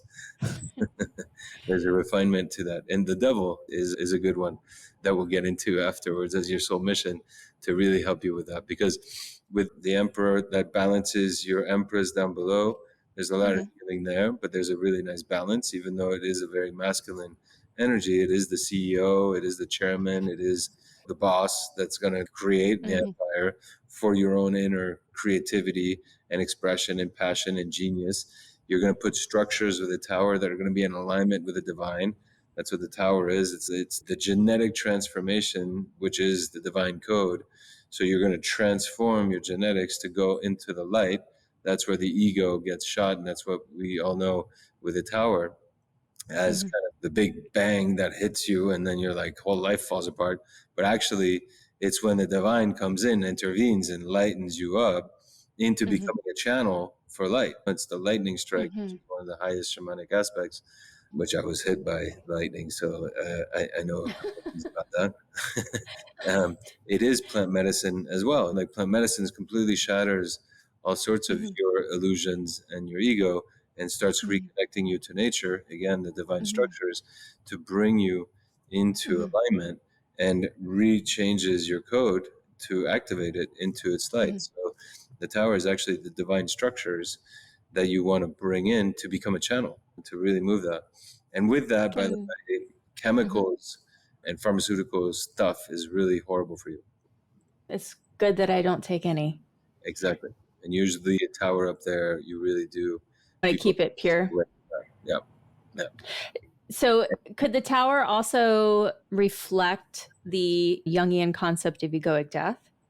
Yeah, absolutely. The dark night of the Dark soul, night. you went through it, and then the death, the egoic death, and then you move through into becoming a light being, literally, to help bring structures that are divinely connected to help people with all sorts of things. Like usually with towers, there is the psychedelic that opens them up, initiates them. They need to be initiated. That's like the lightning strike or the ego death that happens. Once you've been initiated, you understand divine structures, then real estate becomes really important. Information systems becomes really important. Healing structures become really important. Understanding codes that are in divine codes, so astrology, human design, Sphinx Code, all this stuff, you start like even downloading some of them and understanding them, using them. And the dream, in a way, because this is your upper career, is to build a healing center that plays with personalization, using all these codes, using plant medicines and nature to actually help elevate all of people into a higher consciousness of themselves and therefore of the planet, with structures, financial stability, and the proper form, including using digital technology to help organize everything into deep effectiveness and efficiency. This is your psyche, right? So this is what you're moving yourself towards. And the more confidence you do, you'll watch your movie, you'll be creating a lot of that. Yeah. And especially when you overcome some of the devil's aspects. I'm going to go a little bit into your feminine. Yeah. We tapped into that. As you start attracting your higher relationships, it's going to not be emotional with the judgment. And the devil is actually this really beautiful juxtaposition here that you have within all your chart, because the temperance, she's the angel right before the devil. She's the angel of light that doesn't want to deal with the devil. The tower is right after the devil, just to make sure that the devil doesn't come out. The justice, she's piercing light, going right after all the demons and all the darkness, and clarity to that. The sun is all about being light and being the light and serving the light. So why is your soul mission the devil? It's actually to embody yourself. If you go back to the real old myths of the devil, there was a thing about Pan, and Pan was this very weird creature that kind of scared us. And it was the protector and the guardian of Gaia, the earth. And as he came out, it was to freak you out, to see if you had the courage to remain in the heart, which then gave you access to the secrets of the earth. And it's very much like the dragon that in Asia, they have to fight your dragon to then go into the high priestess's sacred heart or the sacred golden chambers. The dragon is the keeper of the treasure, and the treasure is that golden soul inside you. And so the devil is here to ask you to overcome every single fear that you have, and to have the courage, the willpower, the will to overcome your fears, to pierce through and become the light, so that you can be a carrier of Lucifer, is the light carrier of the light, and become grounded materialistically into the world, not woo, like flying, like woo. I don't count like in your helium balloon that floats. It's to be really grounded and actually have deep impact in the material world.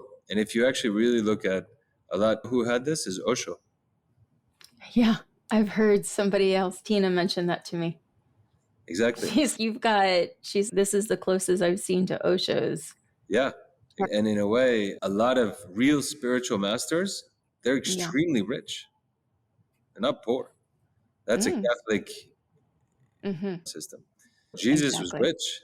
Like his father was an alchemist. Like he traveled around back in the days. We know that he went all over the Mediterranean, where actually there was probably metal, and they were using metal, and he probably got to learn alchemy. He was wealthy. He was able to do that. Buddha was rich. He was a prince. And then he went self-realized. Like in a sense, the Catholic, I'm going to say, and conditioning that real spirituality is not about money is false. Yeah, because they had quite a bit of it. They're one of the richest institutions. The Vatican, yeah. With their own they got quite a bit. Yeah. They're preaching and then being like, yep, we'll take it all. Yeah, going into the basement. That's actually where we got dirtied in a way by that. Yeah. They're saying, don't deal with money because that's not, but then they're doing it. And then you're like, you're supposed to be the spiritual. And then, so unfortunately, then we go totally deep material. And then we don't have the spirituality, which is actually not the devil. The devil is extremely about having that alignment to the courage of using your willpower with discipline to go after your dreams and materialize. Yeah, absolutely. So transmutation and materialization, alchemy. And then not be ashamed. There's a lot of shame like the devil brings. Not be ashamed of having material dreams and achieving them, up to the point where Osho literally had 108 Rolls Royces, only rode in Rolls Royces, had a private jet, had massive lands, had these huge Yeah. communities. I think eventually, a little bit by lack of willpower of putting some order into things and letting others do it, which actually then probably went back into his wounds, things got out of control. But actually, he was destined to show us, and I think a lot of the spiritual leaders are showing us that being wealthy and spiritual is actually the norm. It is the spiritual and the highly prophetic, self-realized that are the richest. Unfortunately, our world now is more the opposite. It's like the demons that manipulate and cheat that become the richest. And that's not in divine order. And right now, I think there is a big movement that is happening that is about to crush all that. The BlackRock, the Vanguards, and these like huge structures that are absolute monopolies.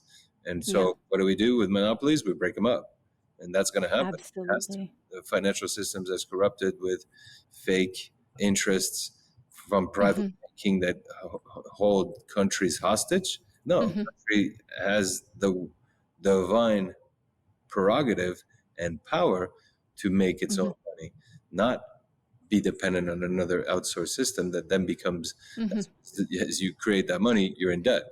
No, and for private individuals. And that's where we see the negative aspects of the devil, which is complete narcissistic, egocentric aspects. And you have it in the positive, right? You have it in the soul pyramid. So it's all the positive aspects of the devil, which is the Lucifer, which is the light. And I really like to see the direct correlations with the Taras in Buddhism. And you look at the 15th Tara, it's the luminous one. And that's actually the devil. When actually you look at the temperance, which we're like, oh, temperance, it's like the beautiful one, the angel. It's the destructive one. Yeah. And you're literally living those two in a sense within you.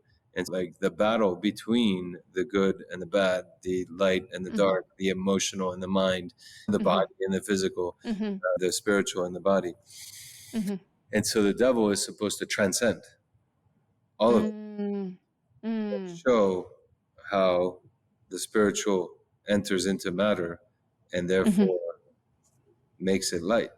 And can we elaborate a little bit for those who are not familiar with who Lucifer was and the concept of Lucifer? So there's a lot of people, I think, that are very manipulated still by the concept of Lucifer.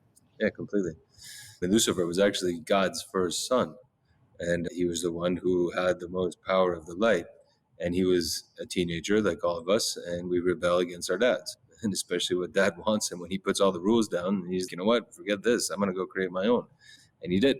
He created this whole realm. And then his ego, like we all have, of having projected that he was the one, got in the way. And then he created his own shadow, which is actually what the devil is. And he was now dealing with this world that he needed to go back to dad and be like, Dad, can you help? And dad's, no, man, you deal with it. But at the same time, he's always there. The divine, the source, we're all source. We all come from source, and we're all going to return to source, including the devil or Lucifer.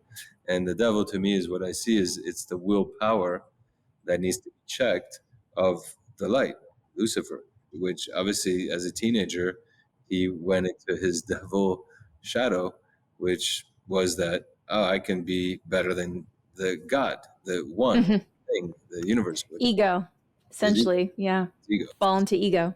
And so the negative aspects of the devil is the full ego and its sublimation of being fully disconnected from nature, in a sense, versus actually being Lucifer is being the sublimation of being nature and actually entering into the divine realm of nature, which is exactly what the whole Pan myth was about, is surrender your will to nature, and then therefore to the divine. And when you do that, then you get abundance. Why? Because nature is abundant. If you're scared and therefore you don't trust nature and the divine feminine, then you're going to corrupt it. And the corruption is thinking you can actually manipulate nature. Then Absolutely. you have all of nature that Yeah. laughs and so, yeah, try it. And then you Yeah. corrupt It's coming yourself. from scarcity and lack and a fear driven mindset. Yeah. That then makes us want to control and hoard and take and manipulate. Exactly. And it's all fear. It's all fear based. Yeah. And it's also, or a deep lack of understanding and lack of initiation into the order of the feminine. Mary taught Jesus, they seen how to be the golden chariot to actually hold this light and carry it and actually be the divine masculine protector to allow this feminine force to birth continuously this incredible abundance, including new species and this and that.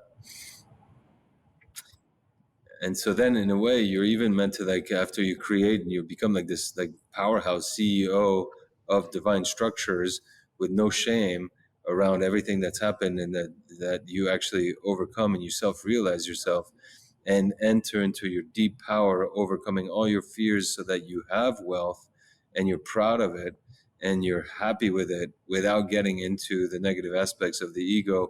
Then you use that power to help guide others and to bring other guides and spiritual people and help them with even their abundance and unlock their, because there's a lot of teachers, there's a lot of healers, there's Yes. a lot of spiritualists that are so conditioned into, oh no, we can't have money, that they actually get lost and they don't materialize themselves, which then, so the hermit up above is a lot of spiritual teachers, philosophers, scientists, people that are very much about seeking the truth that surround you and come to become your social network, in a sense, that you guide into overcoming their fears to align to nature and follow the path of abundance and courage.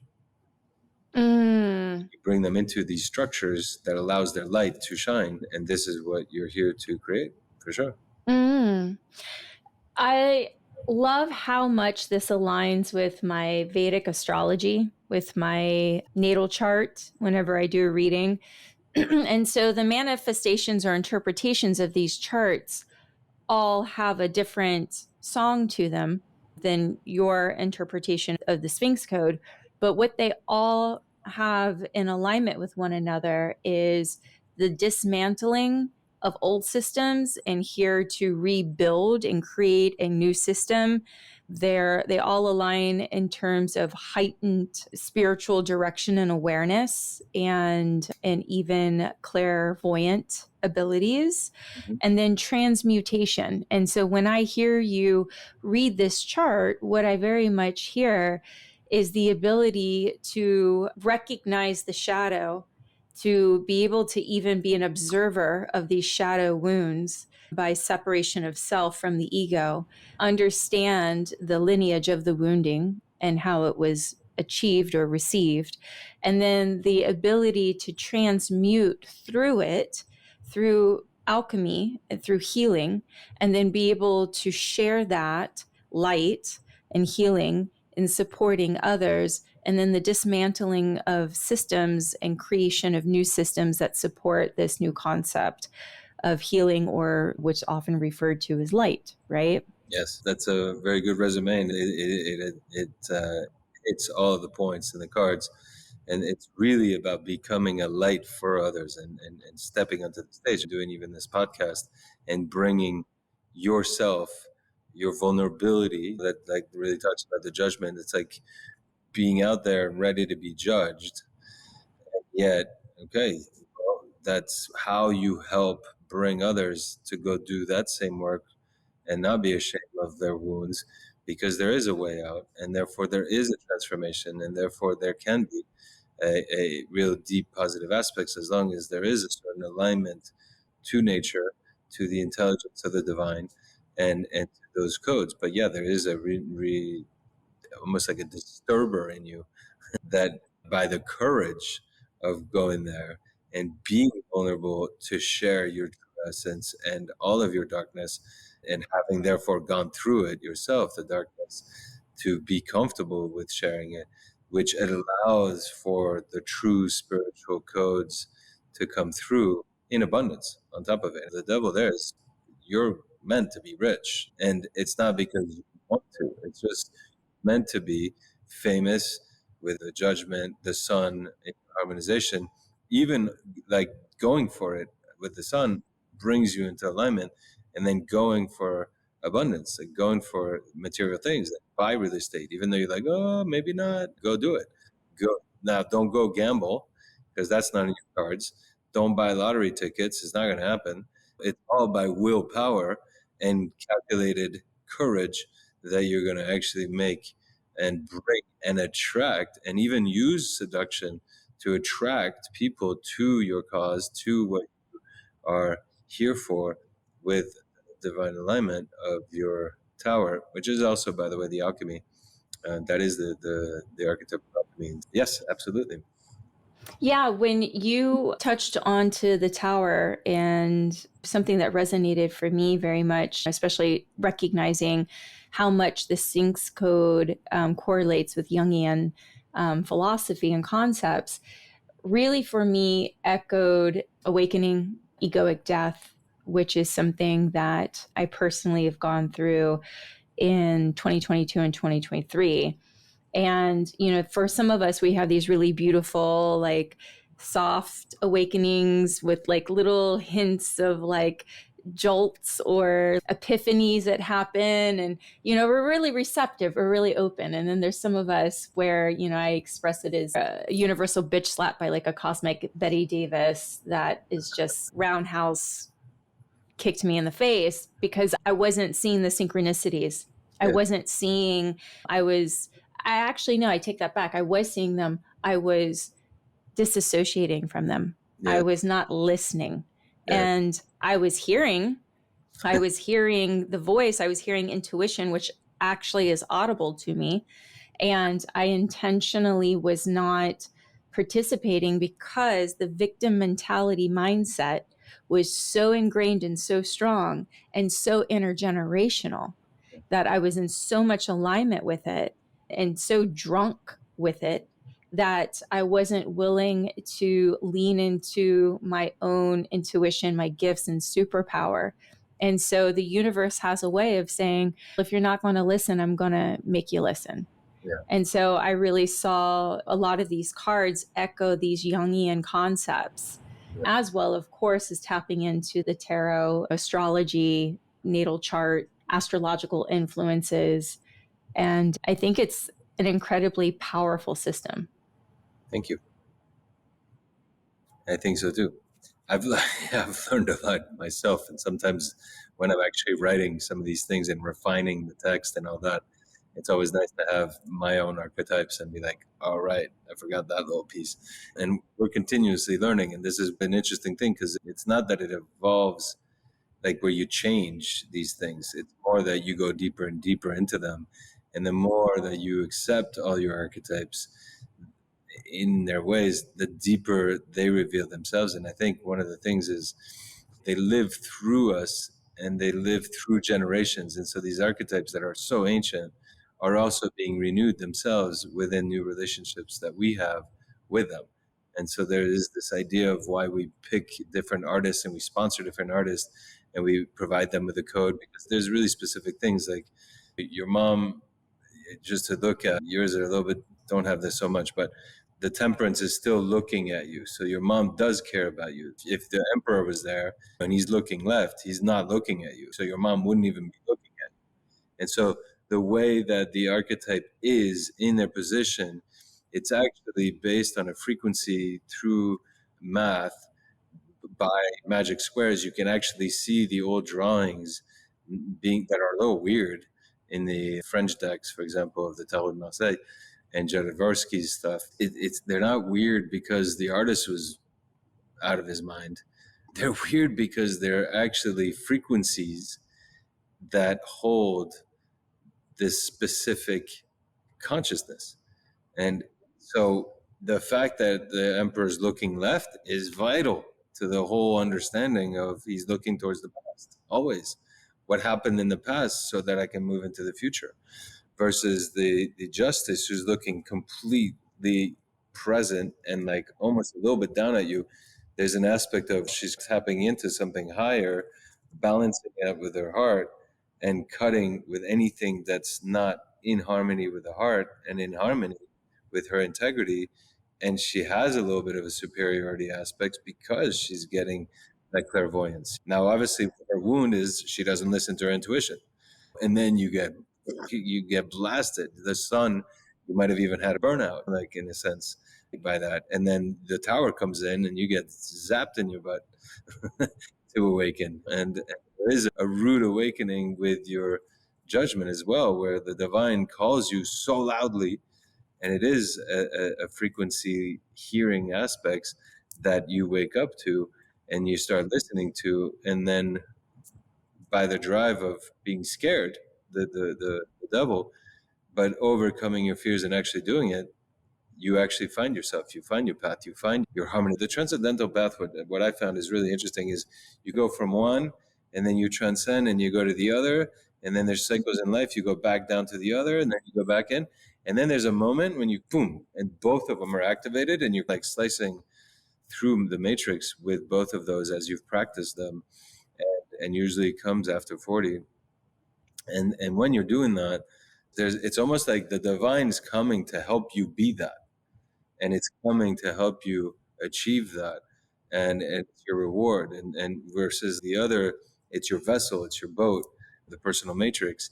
And okay, you're going to deal with these archetypes in your masculine, feminine, and they also sway back and forth. But the idea is some of the darkness of the wounds, you move into your higher aspects. Temperance, you were most likely either an angel in the past life, and so you didn't incarnate right away, which is why it's probably really hard to incarnate and you had a birth thing. You could have also been a healer, even like an herbalist aspects. With the justice, there's usually some type of karma around having judged people literally as a judge a little bit unfairly. And then with the force, there's something about your samurai. There's a samurai aspects. And the talking about you being so dutiful to the matrix of what was impregnated on you or imprinted on you, and therefore not listening to your intuition as your justices are like screaming to listen to them, and you're like, nope, I'm hearing it but I'm not following it, I'm going to go back into my force of forcefully not listening to it. There's that certain violence there, and then it pops your sunshine. They put you out on stage and then you get burned to at the stake almost, and that makes you probably relive other old past lives that aren't even here, and but yet there they are, and then you transform. So you go into your light, and each person, when you really look at in the app, because we have an app now, and you look at the sun for you, but anybody's harmonization, like I have justice there myself, so I do know about justice and not listening to your intuition and getting hit by lightning, like to be like, hello. Harmonization card and an archetype is always annoying. It's always annoying, whatever it is. Like for me, I'm like, the sun, that's so easy. But yeah, but not for you. And like justice, for some people, they're like, what? Like deal with this, that, and the other? That's so easy. Like, how can it not be? You're a shaman. Then and then. I'm like, yeah, but it took like forever because I have my own wounds and my own stuff, right? So it is the challenge. And on top of it, you can look at, there's the text of when you're not in alignment with it, here's what kind of happens, all the negative traits that you take on. And then you read it and you're like, oh my God, I know all those. What do I do quickly? And we're trying to come up with actually a description of like courses that you can take to help you go into your harmonization, which is really helpful as well. And so the app, I heard you say, will create courses that can help you recognize when you're in your shadow state, where you're at in your journey, and support you in terms of doing the inner work. Yeah, it's like basically it'll show you all your wounds and help you to identify them, but then we're going to give courses. So the app like literally tells you, here's what you should do to get out of your dark wounds. and here's courses that you can do to support that work. And that's where I think there's some real difference with astrology or human design and things, because there's very specific practical information to help you move you on the path. And it's very different for every single person. So there's no generic aspect. If everyone who has the sun in their harmonization will have that same kind of information, but they're specific, and it's going to trigger you differently because of your own unique wounds, unless somebody's born on exactly your birthday and exactly at my time and exactly my location. and we know that's almost pretty much impossible. No. So what I really liked about the reading and what I really like about the system is that it's not linear. We are moving through it organically, and even as you mentioned, reverting in some ways, and until we're finding like our homeostasis, like our home frequency, and then we start moving upward. What you mentioned earlier is that there's certain aspects that we start to develop or find of ourselves. So you mentioned some of it you tend to learn or start developing around the age of 40 or after 40. Can you articulate that? One of the things is you do have the hermit, and so usually it's after 45, there's a lot of things that happen. But there is, I think, cycles to life that's beyond the Sphinx Code. And it's, even though it is in it, you have these 7-year cycles, 9-year cycles, depending on if you want to be in the 7th chakra or 9th chakra systems. And these cycles you can also see planetarily with astrology and things. And there is a certain time to maturation of ourselves. It's very much like a plant. There's the time of the seed, there's the time of piercing through, there's the time of growing your stem, then there's the time of the leaves, and then eventually the bud, then the bud becomes the flower, which then is the fruit, and then everything else. So I really think that we as humans have the same thing, which then closes and then fades away and goes back to the earth, right? So we have our own cycles. It seems, and I think Carl Jung, but it could have been Freud, said your life starts at 40 because you finally are fruitful. And I would go with, if you look at the Chiron returns for most people, it's around 40, 48, 49. So I would even argue, like, you know what, it's after 50 that you actually really start having your purposes fulfilled. And all the rest is research. It's experiential. You got to learn stuff. And unfortunately today, we don't get initiated by spiritual paths that are in alignment, that reveal certain things. And so we have to do it through our experiences, like divorce. I've seen for a lot of men ends up being like part of their, have to do it through being more whole with their emotional, where they get fired here and there and they got to go through that. Or they're lucky and they have a path, a spiritual path that was initiated when I was 16. It was actually, I wasn't looking for it. It just happened to me. And by being initiated into the spirituality, I still had certain divorces. And I think that was just probably to understand what that was, because I was hypercritical and judgmental of it. And lucky my parents are still in love. And therefore I felt like that should have been the role on everybody who didn't have that. But then actually understanding the transformation that those kind of events have, same thing, having children is incredible. It's a huge initiation, especially for women, obviously, but even for a couple. And then once you carried that out, you end up being 45, 50 before they're really free and you've kind of done your job, which then you reclaim a certain part of your freedom to express your bloomings, to offer your fruit. So there are cycles that life has. It is a certain algorithm. And especially when you have the hermit, there is going to be some cycles where at 45 is where you're going to start really being able to put these structures down and start living your abundance. And having gone through obviously a lot of your fears, your devil will activate and you'll probably have a lot of spiritual people around you that you guide to a certain degree as well.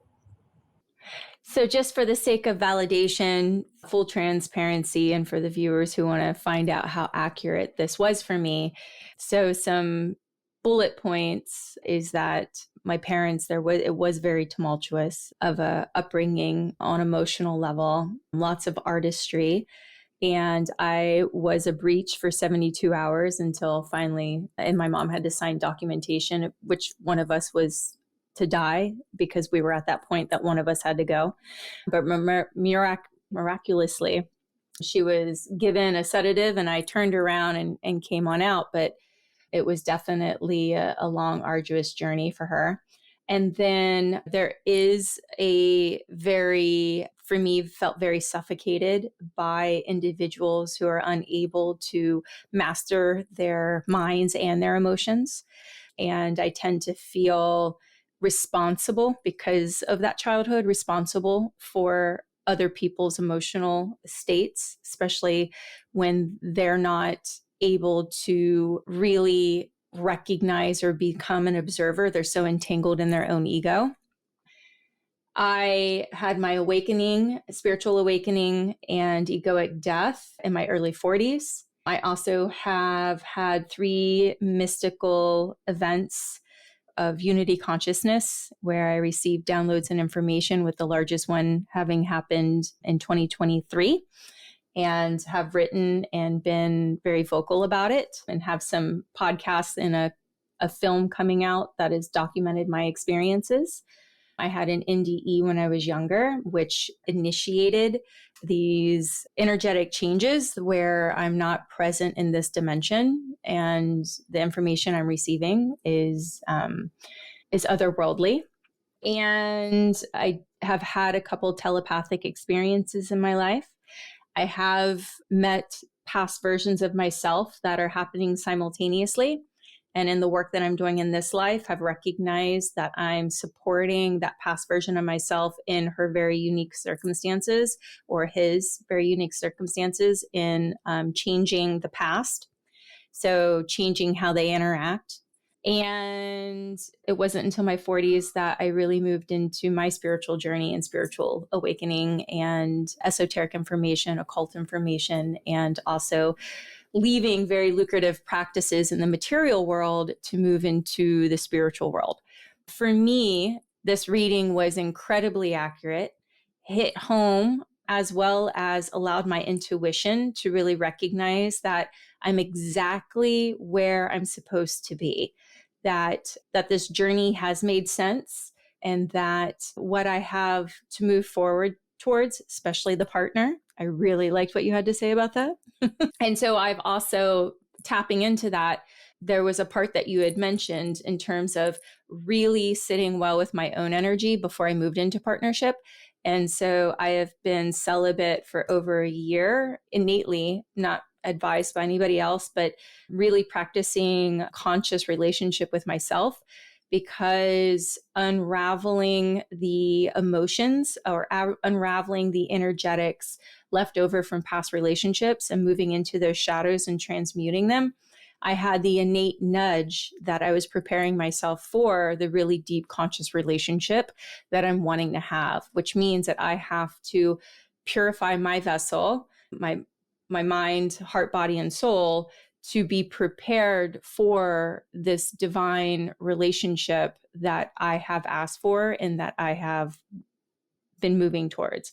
So when you mentioned there was this regaining of energy and like moving into oneself and really getting to know oneself to move into that relationship, I've also had an internal nudge that relationship would be a co-creation, a co-partnership of 2 people who really wanted to support consciousness and the evolution of consciousness, as well as participating in orphanages, foster care systems, and moving spirituality into where it's needed the most, where our children are. And so that really resonated and hit home for me. And yeah, I feel like those were the most major topics. I'm sure as I sit with this longer, it will continue to build, more information surface and come upwards, and I'll have more questions, which I do have the app. So for anyone who's really intrigued with the Sphinx Code, like to have their own reading, I think there's about 26, 27 certified wisdom keepers who are certified readers on the planet who can read the Sphinx Code, as well as Manex here, and which his information will be there as well for anyone who's wanting to get a reading from Manex. Suggestions. I was going to say, I should give you a code for some of your users, and they could get a certain amount of time, whether it's a month free, so that they can go in depth with their reading, because it does take a while to read. There is a lot of information. Funny enough, as you were talking, all of it hit. The sun is all about illuminating children. You talked about the outer worldly aspects, that is temperance, and the whole death. I actually was going to ask you if your mom died at birth. That does happen. I didn't feel it because I felt she was there, and that you had dealt with the drama of the emotions and dealing with that because of the suffocation, in a sense, of her being so attached to you by the connection of that trauma, let's say.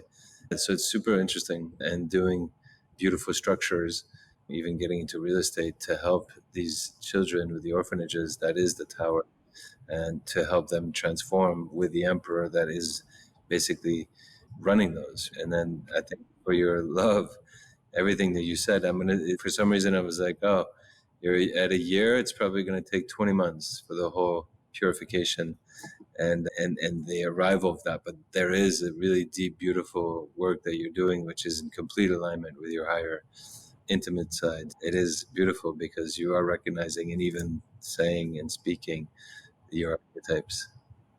Thank you. Yeah, I think this is an incredibly powerful system. And as I mentioned, it totally is checking those intuitive nudges that I've had. And what's great about these tools is, for some of us, because we are pattern interrupts and we are here to really dismantle intergenerational trauma, belief systems, narratives, and even within the systems, right?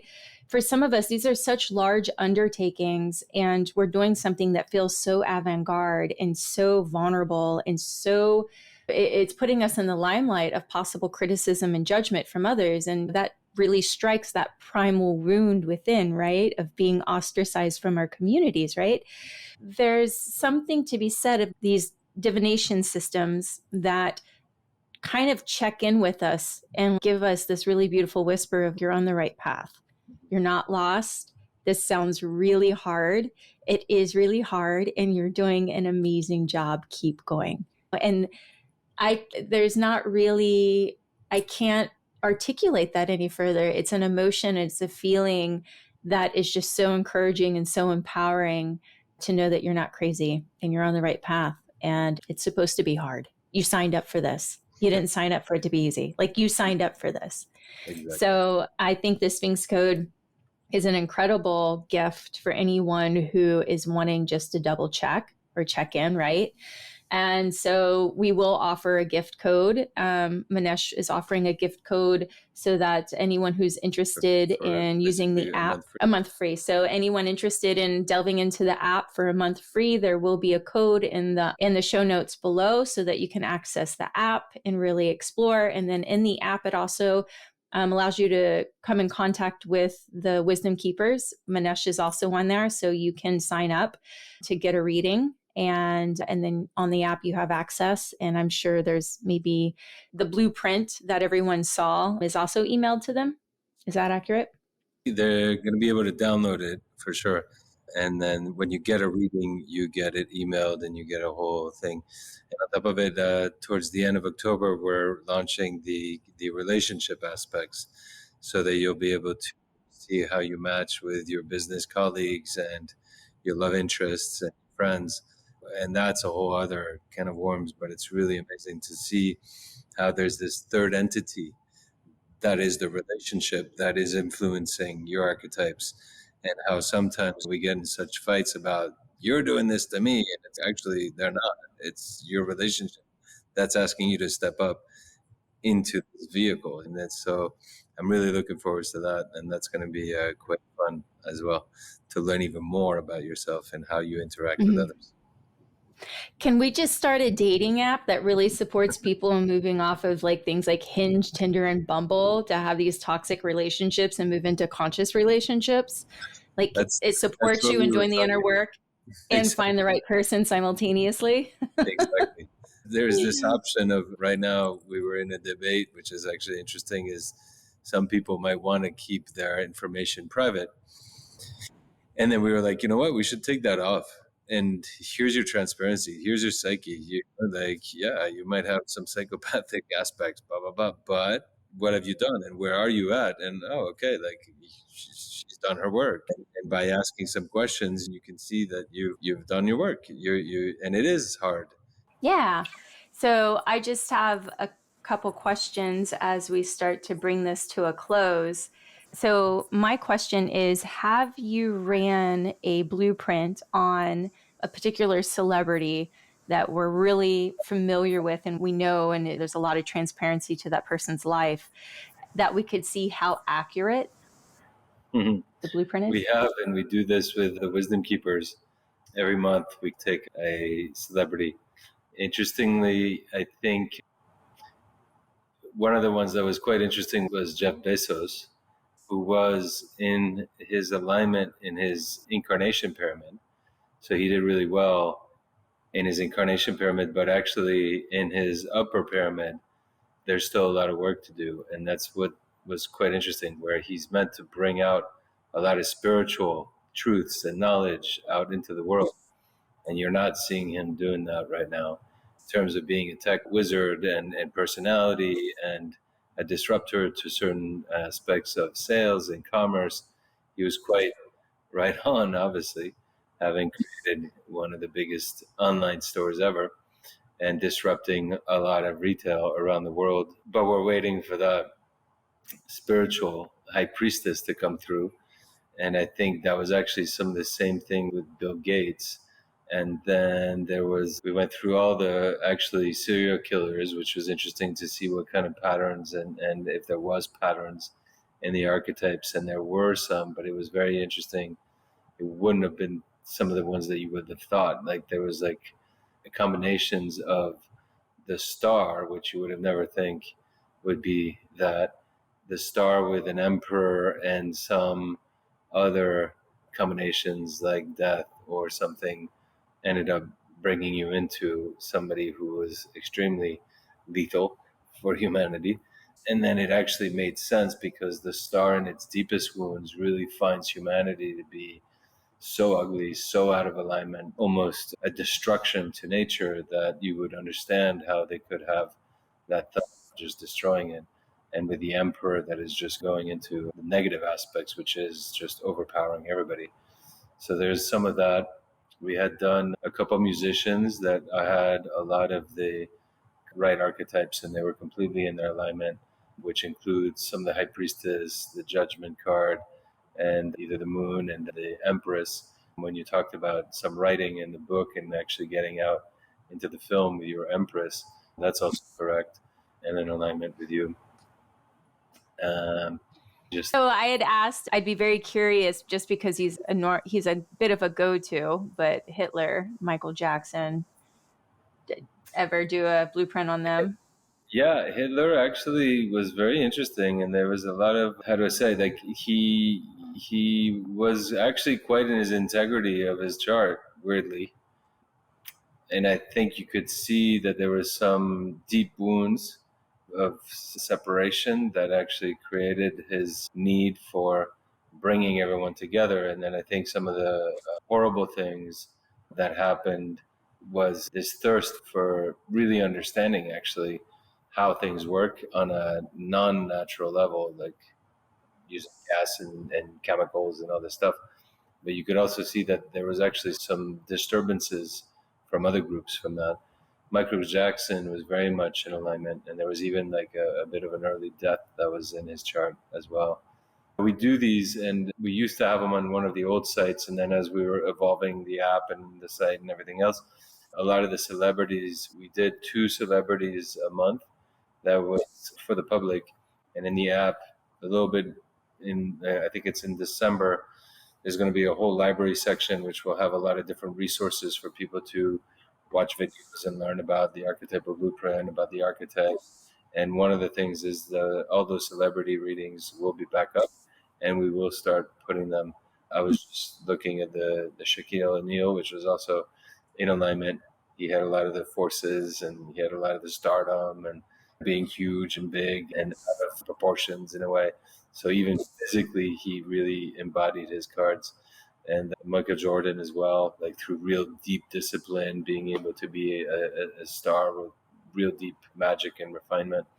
So some of the artists and also some of the athletes you see a lot of alignment, which would make sense because it's so competitive that if you're not in alignment, you don't get through.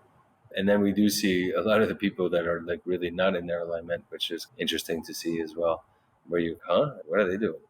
And they seem to be lost. And then you see their big egos that are basically not accepting, not listening to themselves. So it's quite interesting. Yeah. And so for the everyday user, how can they use this to really support themselves in expanding the consciousness? But when I say that, I always like to preface this that I do recognize that we're not expanding our consciousness. Consciousness is all around us, but we're expanding our subtle bodies and our capabilities of being open to higher realms of consciousness. Yeah, exactly.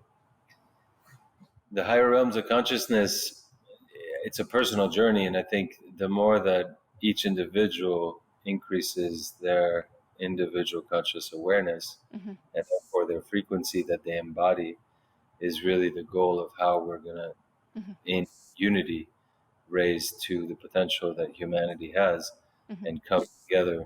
I think a lot of things is about reclaiming your power, right, which we talked about. And I think this is what the app and the Sphinx Code helps you to do, which is exactly what you were talking about in terms of when you don't know what you're meant to be, who you're meant to be, how you function, and you're basically going with a conditioned program that society and cultures, and it depends, and it doesn't matter what culture it is, you're just following that culture's paradigm, you're basically missing a huge opportunity to express the deep uniqueness that you are. And so once you do have these tools like the Sphinx Code to give you specific awareness on how to transform and activate your uniqueness and move into your higher frequencies, and it gives you that confidence to listen to that intuition that we all have.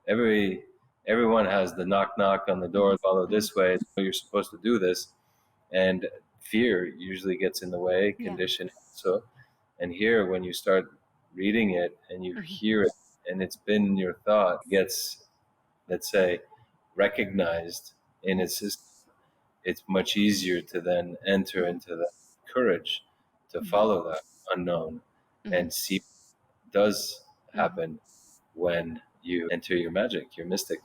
Beautiful. Yeah, we human beings, when you tell us something 3 times, we start to believe it. And when we see something, hear something, and sense something, it also starts to become more real for us. Yeah. So I think having this blueprint in front of you and the decoding, and it starts to become normalized. So then it's, why the hell wouldn't I be able to do this? Right? Yeah, exactly. So it's like normalizing the mystical, and I love it. And I think this is an incredible tool for everyone to be able to access and use and to support those who are really wanting to grow and to evolve. I think this is an incredible gift for us to do that with. And so I highly recommend it and I support it. And again, there will be a code so that you can access the app for free for 1 month.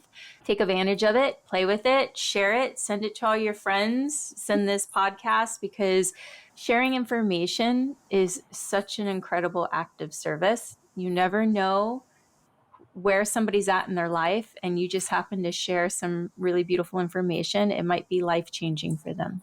It's really true. And that's happened quite actually in my life, in my journey. Yeah. Whereas people have shared something that I've said and it's actually transformed people's lives. And it just happened to be, even in one of my situations, which was really difficult in my life, I had a friend who actually sent me a video of myself that had released, and it was like perfect information that I needed to hear. The mirror. This is insane. It is an incredible, sharing is caring, as they say. Yeah. Manex, I just want to check in with you and make sure, was there anything that you wanted to circle back to, or do you feel pretty complete in this session? I think I definitely feel complete. It was such an incredible gift to speak to you. Thank you so much for going over my blueprint with me and with the viewers. and sharing your incredible gift and like how you're showing up in the world to support other people on their journeys and empower other individuals in their evolution. I think it's such an incredible kindness and act of love and service, and just want to say thank you for showing up in the world the way that you are. Thank you. My pleasure. And I do look forward, as there's so many more topics that I want to explore with you. So I will be circling back in the near future to instigate another conversation. Amazing. Yeah, we're bringing actually some of the knowledge of this app into a medical aspects and psychedelics, because it has been quite a map for psychedelic journeying and moving towards that, because you are dealing with the subconscious. And so yeah, that could be really fun. Heck yeah. Awesome. Thank you so much. It's been such a pleasure, and I'll be circling back in the near future. Amazing. Thank you so much. Thank you. Bye.